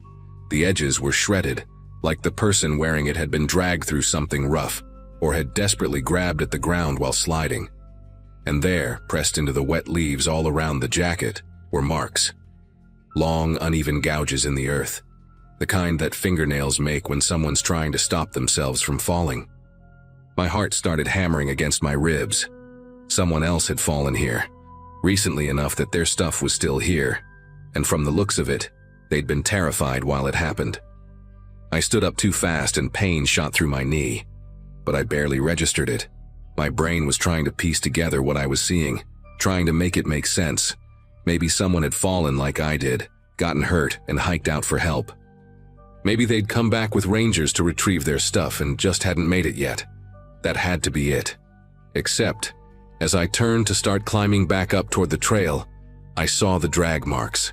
Not the desperate scratches from fingernails, but actual drag marks. 2 parallel lines pressed deep into the soft ground, starting right where the jacket lay and continuing down the slope, disappearing into thicker brush further into the ravine. The lines were maybe 1.5 feet apart, consistent, purposeful, like something heavy had been pulled downhill, like a body. My mouth went completely dry. I followed the marks with my eyes as far as I could see them, maybe another 30 feet before they vanished into a dense tangle of undergrowth and fallen trees. The rational part of my brain was screaming at me to climb back up to the trail right now, to get out of this ravine and back to my car, but I couldn't move. I just stood there, staring at those lines, understanding with absolute certainty that whoever had lost that phone and that jacket hadn't walked away from this spot. The temperature seemed to drop 10 degrees in an instant, or maybe that was just adrenaline making me shake. I forced myself to turn away from the drag marks and look back up at the slope I needed to climb. It was steep, covered in those same treacherous wet leaves, and now I understood why there was so much debris down here, why the phone and jacket had ended up in almost the exact spot where I'd landed. This wasn't just a random steep section. This was a place where people fell, where the ground gave way and sent you tumbling whether you wanted to or not. And someone knew that. Someone had been here, had stood at that overlook or somewhere near it, and had watched someone fall. Had maybe even made sure they fell. Then they'd climbed down, found whoever it was, and dragged them deeper into the woods. The evidence was right there in front of me, undeniable and horrifying. I needed to get out of here, needed to get to somewhere with cell service and call the police. But first, I had to climb back up this slope without falling again, and the light was fading fast now, turning everything into shades of gray and shadow. I grabbed onto the nearest tree trunk, testing its stability before putting my full weight on it. My knee screamed in protest, but I ignored it, focusing entirely on finding the next handhold, the next solid foothold beneath the leaves.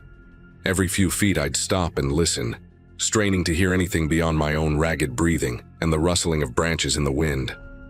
Part of me kept expecting to hear footsteps above me on the trail, to see a silhouette appear at the top of the slope looking down. The climb took forever. My fingers were numb from gripping rough bark and cold stone, and twice I slipped backward a few feet before catching myself. When I finally hauled myself over the edge back onto the main trail, I collapsed onto my hands and knees, gasping.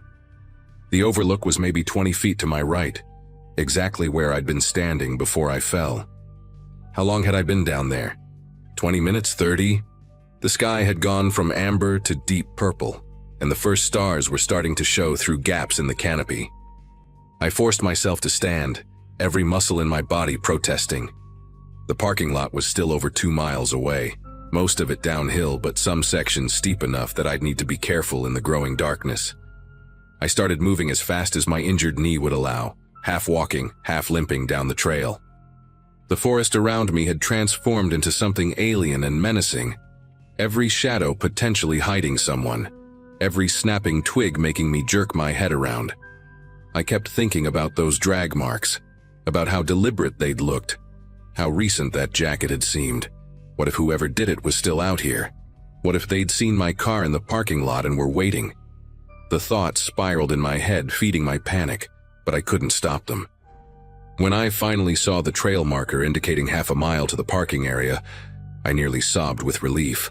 The light was almost completely gone now, just the barest glow from the western horizon filtering through the trees. I pulled out my phone, turned on the flashlight even though it would drain my battery, and picked up my pace despite the pain shooting through my knee with every step. The parking lot appeared through the trees like a miracle, the gravel pale and visible even in the near darkness. My car sat exactly where I'd left it, and the two other vehicles that had been there earlier were gone. I was completely alone. I fumbled with my keys, dropped them once, finally got the door unlocked and threw myself into the driver's seat. My hands were shaking so badly it took 3 tries to get the key into the ignition. The engine turned over, and I just sat there for a moment, door locked, breathing hard, staring out at the trailhead. Nobody emerged from the path, no movement in the shadows. I pulled out my phone again, praying for signal, and watched as one bar flickered into existence. Enough. I dialed 911, and when the dispatcher answered, everything came pouring out in a rush. The fall, the phone, the jacket, the drag marks leading deeper into the ravine. She kept me on the line, asking questions about my exact location, whether I was injured, whether I'd seen anyone else on the trail. I told her about the older man I'd passed on my way up, how the parking lot had been nearly empty, how isolated the whole area was. She told me to drive to the ranger station about 15 minutes down the mountain road and wait there, that they were sending someone to meet me. The ranger station was lit up when I arrived, and 2 Vermont State Police cruisers were already there. I spent the next 4 hours telling my story over and over, first to the rangers, then to the state police, then to a detective who showed up around 8. They took photos of my injuries, my muddy clothes, the scrapes on my hands. Around midnight, they told me search and rescue teams were heading up to Miller's Pass at first light, that they'd already contacted the phone company to try identifying the owner of the device I'd described. A female officer drove me home because they didn't want me driving with my knee in that condition. She was kind, told me I'd done the right thing reporting it immediately. 2 days later, a detective called my apartment. They'd found remains in the ravine, exactly where the drag marks had led. A hiker named Vincent Riley reported missing 3 weeks earlier after telling his roommate he was going to Miller's Pass. But that wasn't all they found. Once they started looking carefully at that section of trail, they discovered evidence of at least 2 other incidents in the past 6 months. Disturbed earth near the overlook, more personal items deeper in the woods. Within a week, they'd arrested a local man named Gregory Walsh who did trail maintenance for the Forestry Service. He'd been using his knowledge of the area's most isolated paths, watching for solo hikers on quiet weekdays when nobody else was around, then following them to the overlook and pushing them when the moment was right. The autumn leaf cover and early sunset gave him perfect conditions.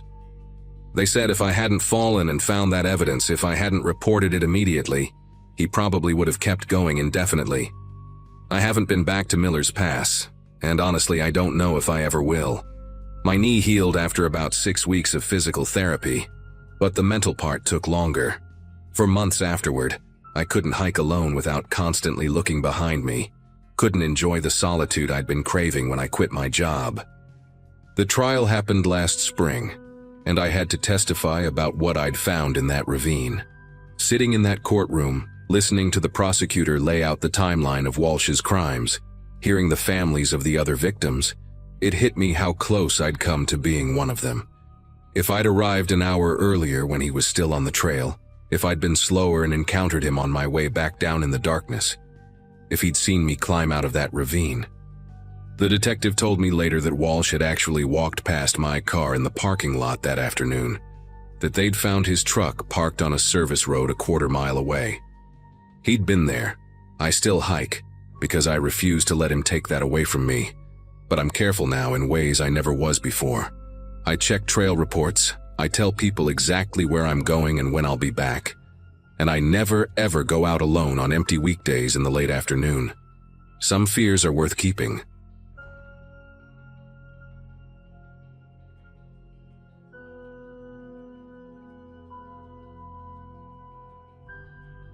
The drive between Harrisburg and Carlisle takes about 40 minutes if you stick to Route 74. Cutting through farmland and patches of forest, that turn absolutely gorgeous when the leaves change. I'd been making that commute twice a day for 6 months, ever since landing the accounting job downtown. Most people from my 2012 graduating class had already moved closer to their workplaces, but I actually enjoyed the separation between office life and home, even when it meant spending over an hour in the car daily. By mid-fall, though, the beauty had mostly faded. The trees stood bare and gray against the sky, and daylight disappeared earlier each week. Leaving the office at 6:30 meant driving home in total darkness, just my headlights cutting through the night, and maybe 1 or 2 other cars passing by every few miles. That Wednesday felt particularly draining. I'd spent 9 straight hours hunched over spreadsheets, working on a complicated estate case my boss had dropped on my desk that morning. 5 years of financial records to sort through, and my eyes felt like sandpaper by the time I finally shut down my computer. All I could think about was getting home, microwaving some leftovers and melting into my couch. The temperature had plummeted that week, one of those sudden cold snaps where you wake up and suddenly realize winter is right around the corner. I stopped at the gas station just outside Harrisburg to fill up and grab coffee, and Bill, the older guy who worked evenings there, warned me to watch for deer on the back roads. "They're real active this time of year," he said, handing me my change. I thanked him, clutched my coffee like a lifeline, and headed back out into the frigid darkness, completely clueless about what was actually waiting for me out there. Route 74 gets pretty desolate once you leave the Harrisburg suburbs behind. During the day, you'll see farmers working their fields, maybe some kids waiting at bus stops, the occasional roadside produce stand. At night, especially in late fall, it becomes a different place entirely. Just empty asphalt stretching ahead, broken up by the rare porch light from a farmhouse set way back from the road.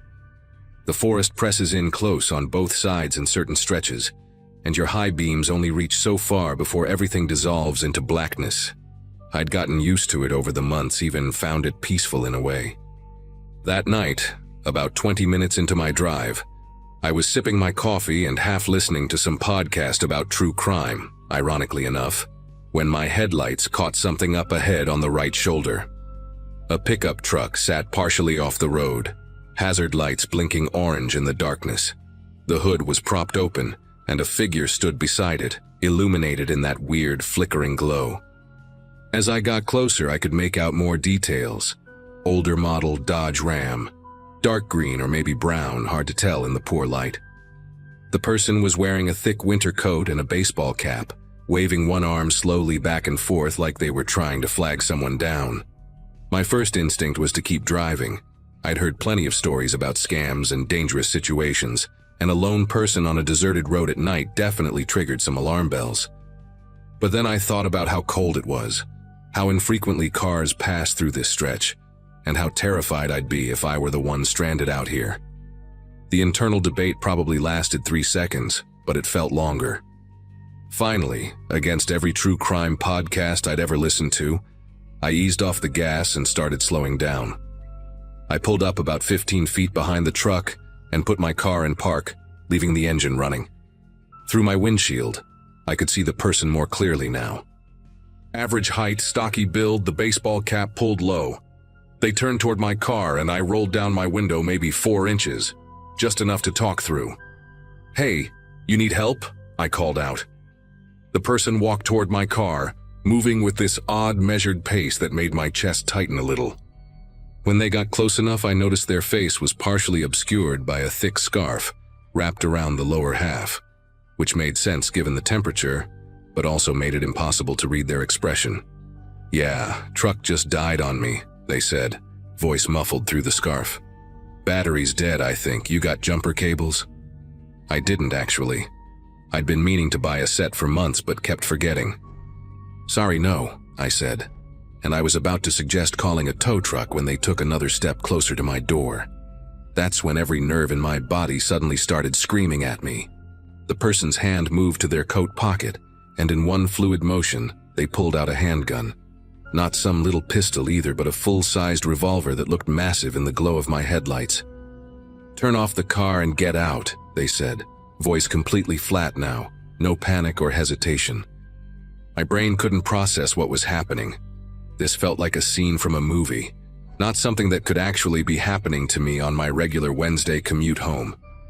"Get out of the car now," they repeated, louder this time, and raised the gun so it was pointing directly at my face through the window gap. My whole body went into this weird autopilot mode. I didn't think, didn't plan, just acted on pure survival instinct. Instead of turning off the engine, I slammed my foot on the gas pedal. The Corolla lurched forward, tires squealing, and I heard a loud bang that might have been a gunshot or might have been my door slamming against something. I didn't look back to find out. My only thought was, get away, get away, get away. But I'd only made it maybe 30 yards when I realized the horrible truth. The road ahead curved sharply to the left, and in my panic, I'd accelerated way too fast. I hit the brakes hard, but the Corolla skidded on some wet leaves scattered across the asphalt. The car went sideways, and then I felt the sickening crunch of the front passenger side slamming into a drainage ditch. The impact wasn't severe enough to deploy the airbags, but it was definitely severe enough to stop me dead. The engine sputtered and died. I tried restarting it, turning the key again and again while my heart hammered against my ribs, but all I got was a grinding noise and then nothing. Through my rearview mirror, I could see a flashlight beam bobbing in the darkness, getting closer. They were coming after me on foot. I had maybe 30 seconds, maybe less. I grabbed my phone from the cup holder, shoved it in my jacket pocket, and threw open the driver's side door.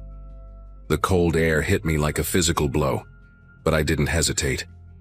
I ran straight into the woods on the left side of the road, branches whipping at my face and arms as I crashed through the underbrush. The forest was pitch black away from the road, and I had no idea where I was going. I just pushed forward, trying to put as much distance as possible between myself and that person with the gun. Low branches caught my hair and scratched my cheeks. I tripped over a fallen log and went down hard on my knees, the impact sending a sharp pain shooting up my legs. Behind me, I could hear thrashing sounds, the snap of breaking twigs. They'd followed me into the woods. I scrambled back to my feet and kept moving, one hand stretched out in front of me to avoid running face first into a tree trunk. My breath came in ragged gasps that sounded way too loud in the quiet forest. After what felt like an eternity but was probably only 2 or 3 minutes, I spotted a massive oak tree with a hollowed-out section at its base, probably from rot or lightning damage years ago. Without thinking twice, I wedged myself inside, pressing my back against the rough wood and pulling my knees up to my chest to make myself as small as possible. Then I forced myself to stop moving, stop breathing so hard, and just listen. The woods went silent for a moment, just the sound of wind moving through the bare branches above. Then I heard footsteps, slow and deliberate, crunching through the dry leaves maybe 40 or 50 feet away. The flashlight beam swept back and forth, creating crazy dancing shadows between the trees. "I know you're out here," the person called out, voice echoing slightly in the empty forest. "Might as well come out. You can't hide forever, and that's a long walk back to civilization." They were trying to flush me out, I realized, trying to make me panic and run again so they could track the noise. I bit down on my sleeve to keep from making any sound, and stayed absolutely still inside that hollow tree, even though every muscle in my body was screaming at me to bolt. The beam passed within 10 feet of my hiding spot, close enough that I could see the individual particles of bark on the trees around me. I closed my eyes, some childish part of my brain thinking that if I couldn't see them, they couldn't see me. The footsteps paused. My lungs burned from holding my breath. Then, after what felt like a decade, the footsteps started moving again, heading away from me, deeper into the woods in the wrong direction. I waited until I couldn't hear anything anymore before I dared to move. Even then, I counted to 300 in my head, forcing myself to stay hidden just in case it was a trick. When I finally crawled out of the hollow, my legs had gone numb from being cramped in that position, and I nearly fell again. I pulled out my phone, and thankfully it still had battery and a weak signal, just 1 bar. My fingers shook so badly I could barely unlock the screen, but I managed to dial 911. The dispatcher answered on the second ring, and I whispered my situation as quietly as I could while still being understood. She stayed on the line with me, her calm voice the only thing keeping me from completely losing it, and told me to head back toward the road but stay hidden in the tree line. State police were already on their way. It took me almost 20 minutes to work my way back, moving slowly and carefully, stopping every few feet to listen. When I finally saw the flashing red and blue lights through the trees, I actually started crying from relief. 3 state police cruisers had blocked off the road, and an ambulance sat parked nearby with its lights running. The officers found me stumbling out of the woods, covered in scratches and dirt, probably looking half dead. They wrapped me in one of those foil emergency blankets and sat me in the back of an ambulance while a paramedic checked me over. I told them everything, talking so fast the words tumbled over each other. The truck, the gun, the crash, running through the woods. While I was giving my statement to one officer, I watched another team examining my Corolla, still nose down in that ditch.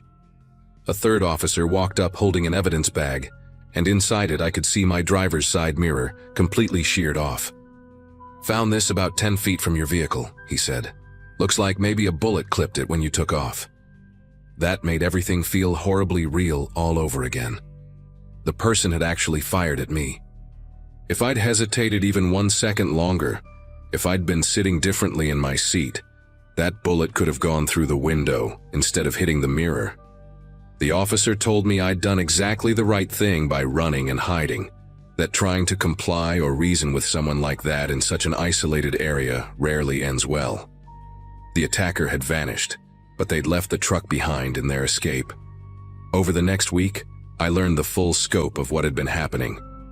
That green Dodge Ram had been reported by multiple people over the past month, always in the same general area, along Route 74 and the connecting back roads. Hunters heading out to their stands before dawn had seen it parked in different spots, always with the hood up, always looking disabled. One guy had even stopped to help 2 weeks earlier but said the driver waved him off, claiming a friend was already on the way. Authorities figured the person had been staging these fake breakdowns specifically during fall, when the combination of fewer cars, early darkness, and hunting season meant plenty of vehicles traveling alone on rural roads. They were targeting solo drivers during that narrow window of time, when someone would be both vulnerable and potentially carrying hunting equipment or money. Police found camping gear in the truck bed, suggesting they'd been staying somewhere nearby between attempts. They ran the plates and discovered the truck had been reported stolen from a parking lot in Hershey 3 months prior. DNA evidence and fingerprints eventually led them to someone with a history of armed robbery in 2 other states, and they arrested him at a motel outside of Chambersburg 6 days after my encounter. I had to identify him in a lineup, and seeing that face again, even through protective glass with officers all around me, made my chest tighten with the same terror I'd felt that night. He's serving 15 years now, though that hardly feels like enough given what he'd been doing, and what he'd planned to do to however many other people he could ambush out there. I take Interstate 81 to work now, even though it adds 20 minutes to my commute. I don't care. Some roads aren't worth the shortcut, and I'll never look at a stranded vehicle the same way again.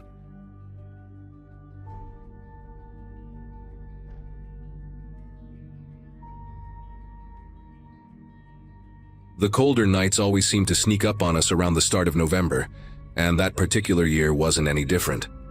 My life back then was pretty steady. Long shifts at the auto shop, kids busy with school projects, and my wife juggling her work-from-home schedule. Our house sat on a quiet street lined with maples that turned this deep copper color, the kind that looked almost wet after sunset. We weren't prepared for the sudden temperature drop, so we dug through the garage looking for that old space heater we hadn't touched in a long time. I remember brushing off a layer of dust that had settled unevenly across its metal grate, like a film of ash.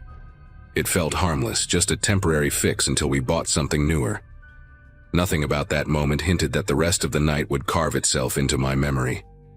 The day had been ordinary enough that I didn't pay attention to the little things, like how the garage smelled faintly of dried leaves and something stale, or how a few cardboard boxes had sagged from moisture during the summer. We set the heater in the corner of the living room, near an outlet that had always been slightly crooked, tilted just a bit downward as if the wall had shifted over time. I remember feeling relieved when that heater hummed to life, the coils glowing this dull orange, giving off that faint metallic scent. The kids sat near it with blankets around their shoulders, laughing at some cartoon, and for a while the warmth felt comforting in a way that made the house seem smaller, cozier. I didn't know that behind that crooked outlet, wires were pressed against wooden beams that had dried out from months of heat. By midnight, the house had settled into that deep stillness that only happens on cold nights. No air conditioning running, no fans buzzing, just the quiet rhythm of everyone sleeping. My dog Riley kept shifting at the foot of the bed, letting out soft huffs like he could sense something I couldn't. I remember waking up briefly because the air felt heavier than usual, almost like the room wasn't cycling it properly. I chalked it up to the heater running for hours, though it wasn't even in our bedroom. Outside, a breeze moved the last brittle leaves around the porch, making this faint tapping sound against the siding. I rolled over and went back to sleep without a second thought, unaware that inside the walls, slow burning embers were crawling upward like they had a destination. It must have been some time before dawn when a faint, distant beep threaded into a dream I was having. At first I didn't understand what I was waking up to.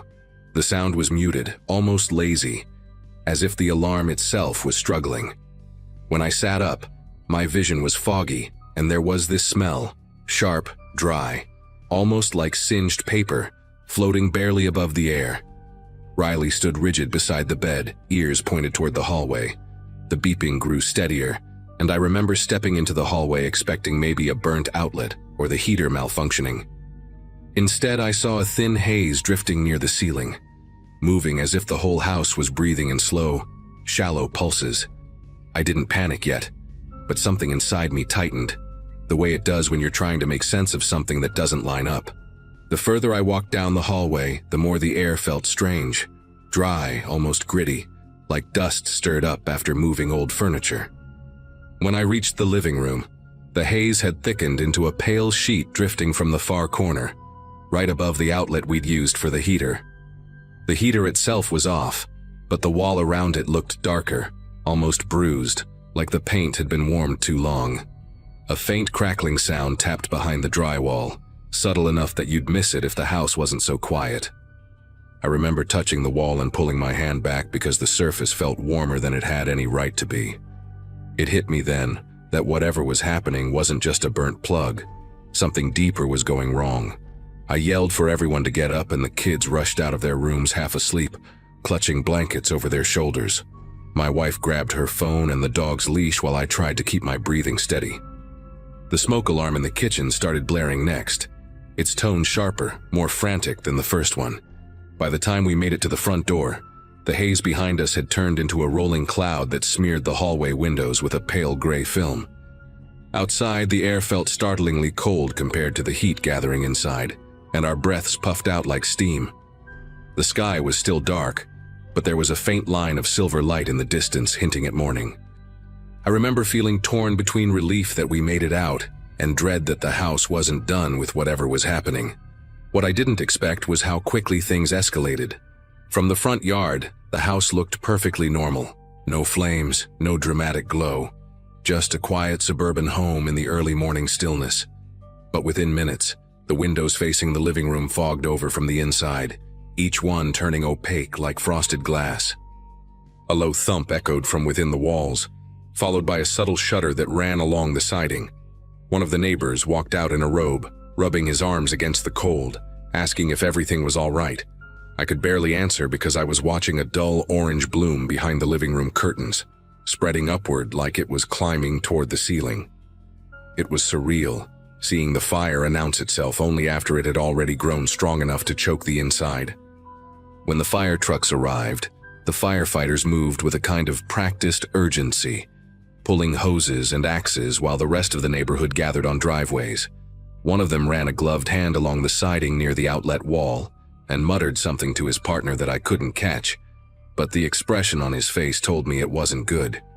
As they breached the front door, a wave of dark smoke spilled out so thick it looked almost like fabric being pulled apart. I kept staring at the house, noticing tiny details I'd never paid attention to before.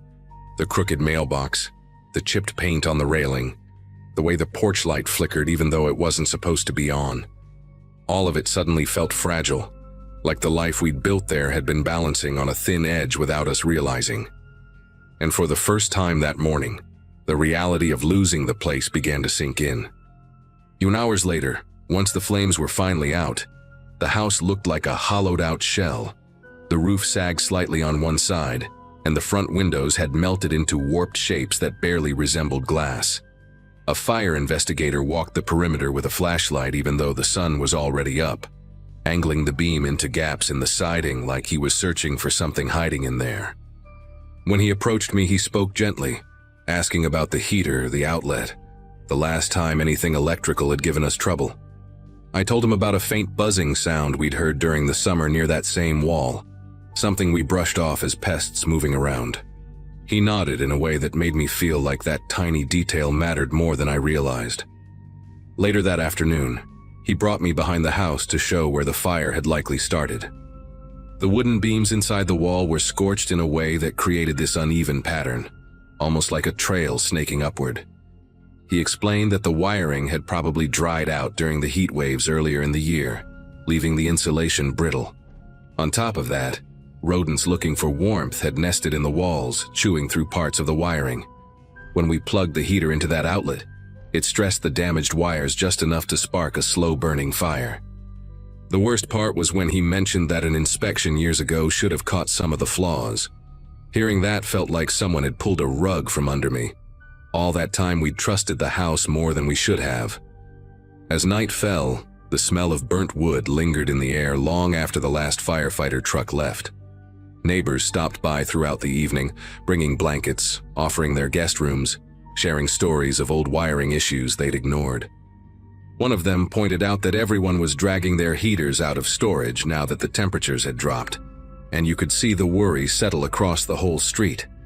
Our house had always blended into the neighborhood, just another family home with a trimmed lawn and a squeaky front gate. Now it stood there blackened and marked, like a warning carved into the block. I remember sitting on the back of a pickup someone loaned us, staring at the charred frame and trying to imagine how close we'd come to not making it out. We stayed with relatives for a while, sorting through what could be salvaged and what was gone for good. Even now, I still find myself thinking about that crooked outlet, the one I walked past 1,000 times without giving it a second look. The experience changed the way I see simple things. Old cords, dusty heaters, strange noises in the walls. None of it feels minor anymore. The house was eventually torn down, and a new one stands there now. But every fall when the air turns sharp and people start pulling heaters from storage, I can't help but feel a quiet tension settle in. I don't fully understand how everything lined up the way it did, but we survived, and that's the part I hold on to.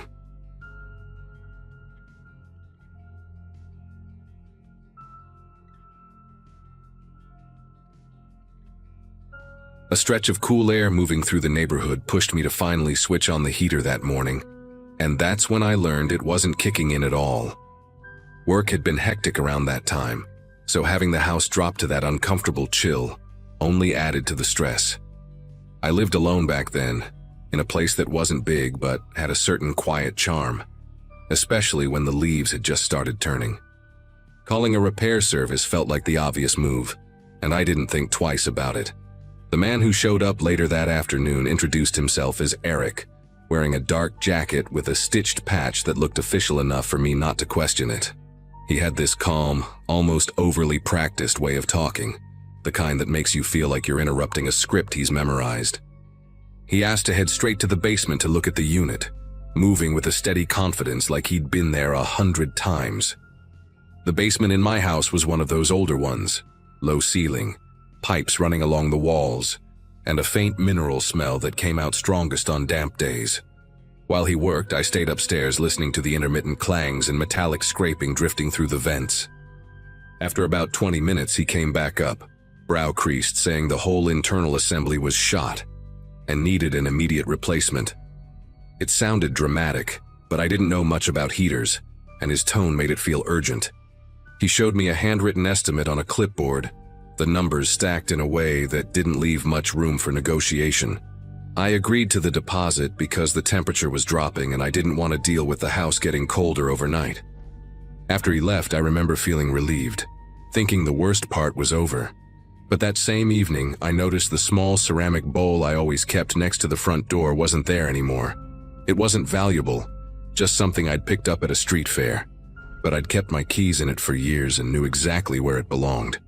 At first, I assumed I'd moved it without thinking, maybe set it somewhere weird while multitasking. I looked around casually and told myself I'd misplaced it, brushing it off as just me being distracted. The next night, when I was heading to bed, I saw that the basement door was slightly open. Not wide, but just enough for the darkness behind it to form a thin strip along the frame.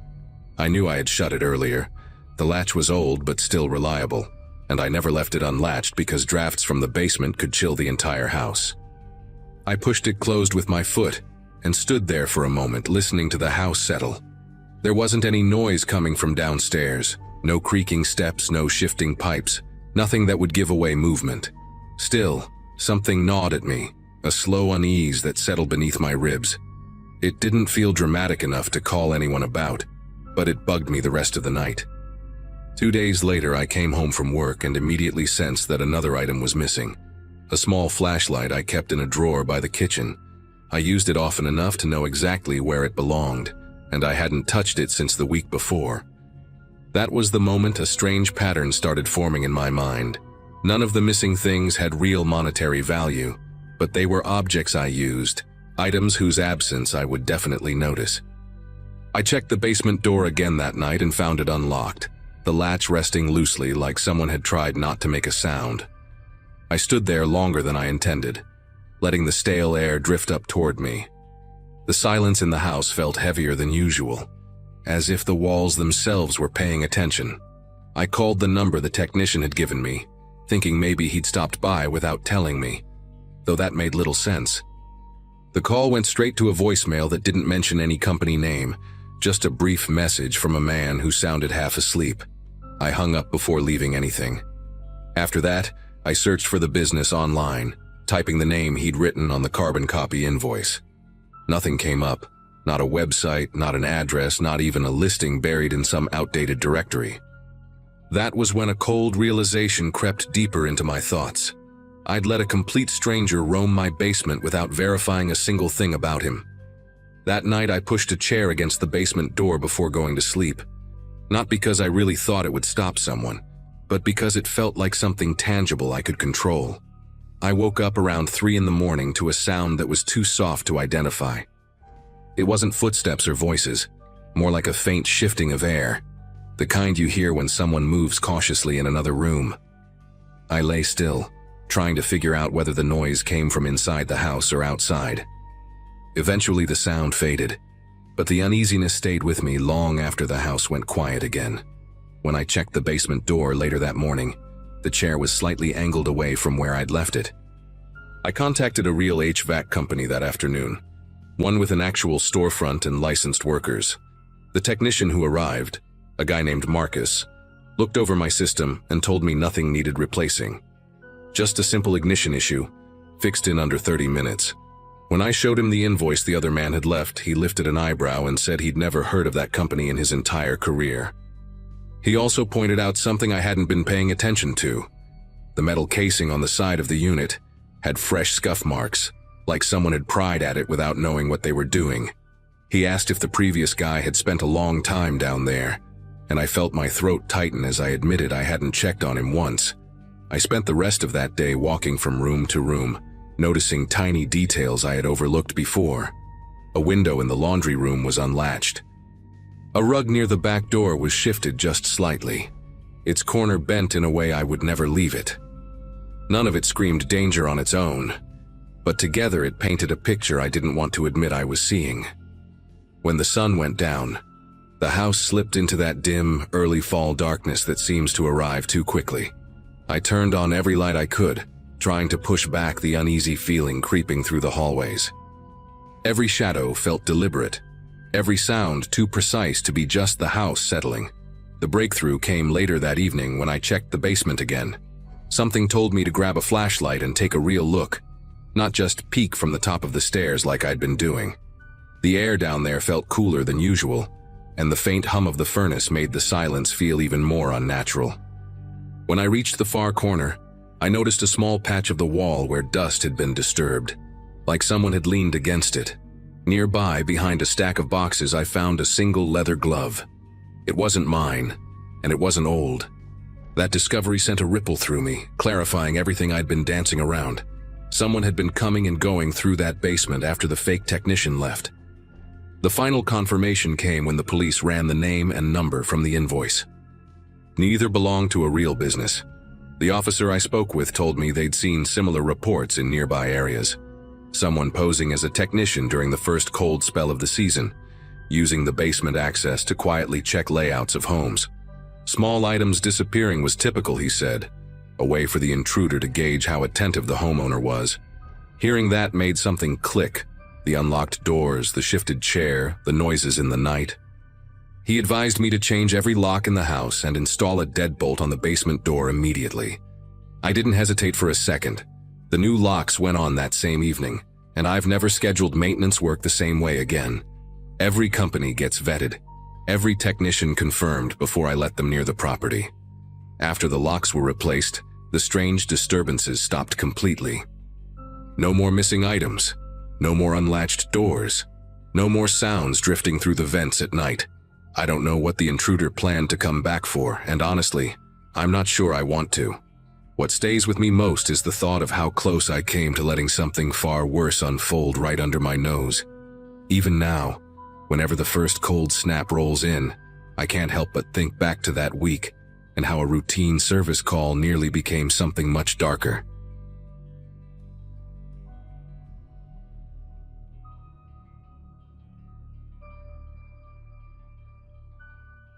My overnight shifts at a small supermarket had settled into a weird kind of routine by late November, the kind where the dark feels heavier each night, and the silence starts to sound like it has weight. I'd been working there long enough to know every hum of the refrigerators and every flicker from the old lights near the dairy aisle. The building sat on the edge of a quiet commercial strip, and once the last customer left, the temperature inside always dipped fast, no matter how high we pushed the heater. That night, I remember walking in with a thermos of coffee and thinking the place felt colder than usual, the kind of cold that clings to the metal shelves and hangs around your breath. My job was simple enough: restock the items from the pallets delivered earlier in the evening, and make sure the aisles were ready for the morning rush. I didn't mind the solitude. It usually gave me space to think, and the emptiness made the hours pass in a strangely peaceful way. Aisles 12 and 13 were part of my rotation for that shift, the sections with cleaning supplies and paper goods. They always smelled faintly like detergent, and for some reason that smell made the whole store feel slightly less abandoned. I'd just finished lining up the last row of bleach bottles, stepping back to make sure everything was straight, when I felt this odd draft slip past me. Not threatening, just unexpected, like someone opened a freezer door nearby. I brushed it off because drafts in that place were nothing new. The building was old, and the insulation wasn't great. After that, I scanned the rest of the aisle, didn't see anything strange, and pushed my cart toward the break room to check the clipboard with the delivery times. Everything looked exactly how it should have looked at that hour. Quiet, empty, still. When I got to the break room, the delivery log said a truck was supposed to arrive earlier than scheduled. Store policy said I had to check the exterior cameras and confirm they were pulling up before going outside. I typed in the system password, clicked over to the live feeds, and leaned closer to the monitor, because the screen always had this dusty haze no matter how many times we wiped it. The loading dock camera looked normal. No headlights, no movement, just an empty stretch of asphalt. When I switched to the interior feed that covered aisles 12 and 13, a shape caught my eye. A tall figure stood between the rows, not close enough to the camera to show detail, but solid enough to be unmistakably human. At first I thought it was a glitch. Old systems like ours glitch all the time. But the outline didn't flicker or distort. It just stood there. I stared for a long moment, trying to make sense of how someone could be in that aisle when I had literally been standing there minutes earlier. Alone. I toggled between angles trying to get a clearer view, and that's when it moved. Not smoothly or naturally, more like the figure shifted positions only when the camera switched frames. appearing a little closer each time but never in the act of actually walking. The moment the feed changed again, the shape wasn't centered anymore. It leaned into the blind spot created by one of the support beams, as if it knew exactly where the camera's reach ended. I remember feeling this strange pressure in my chest, not panic, but the kind of tension you get when you sense you're not alone, even though everything around you insists you should be. I clicked through every angle the system offered, hoping one of them would catch a full view of whatever was standing there. But the thing kept slipping away like it was deliberately staying hidden. That was the moment I realized I couldn't sit in that break room and pretend the building was empty anymore. I grabbed the flashlight we kept in the supply drawer, even though the aisles were fully lit, and stepped back onto the floor. The cold felt sharper now, almost like the air had dropped another few degrees while I was in the break room. The store was so quiet that every sound I made echoed slightly. My steps, the faint rattle of keys on my belt, even the hum of the lights overhead seemed louder. When I turned into the main aisle that cut across the store, I tried to convince myself I'd probably see nothing out of place. Maybe the camera had picked up my reflection earlier, or maybe a stray display sign had tipped just right to look human from a distance. But as I walked closer to aisles 12 and 13, something about the silence felt heavier, like the building was holding its breath. The lights down at that end flickered once, just a soft dip, but enough to make the aisle look deeper than it usually did. Aisle 12 was empty when I stepped in, exactly how I'd left it. The rows of bleach bottles stood perfectly lined, and the floor was clean except for a faint scuff mark near the shelves that definitely hadn't been there before. It looked like the kind of mark made by a shoe, one dragging step, not a full stride. I bent down to run my hand near it, more out of curiosity than anything else, and noticed something else at the far end of the aisle. A small stack of neatly folded clothes sat right at the corner, placed as if someone had taken their time arranging them. The shirt on top still had a store tag attached. I hadn't seen that stack earlier. I would have noticed something that deliberate, especially right in my path. My throat tightened a little as I looked around, expecting someone to step out, but the aisle stayed still, the overhead lights buzzing faintly like they were the only things awake in the entire building. I backed out of the aisle and checked the other end where aisle 13 started, and sure enough, there was another stack. This time a pair of jeans folded so precisely it almost looked staged for a display.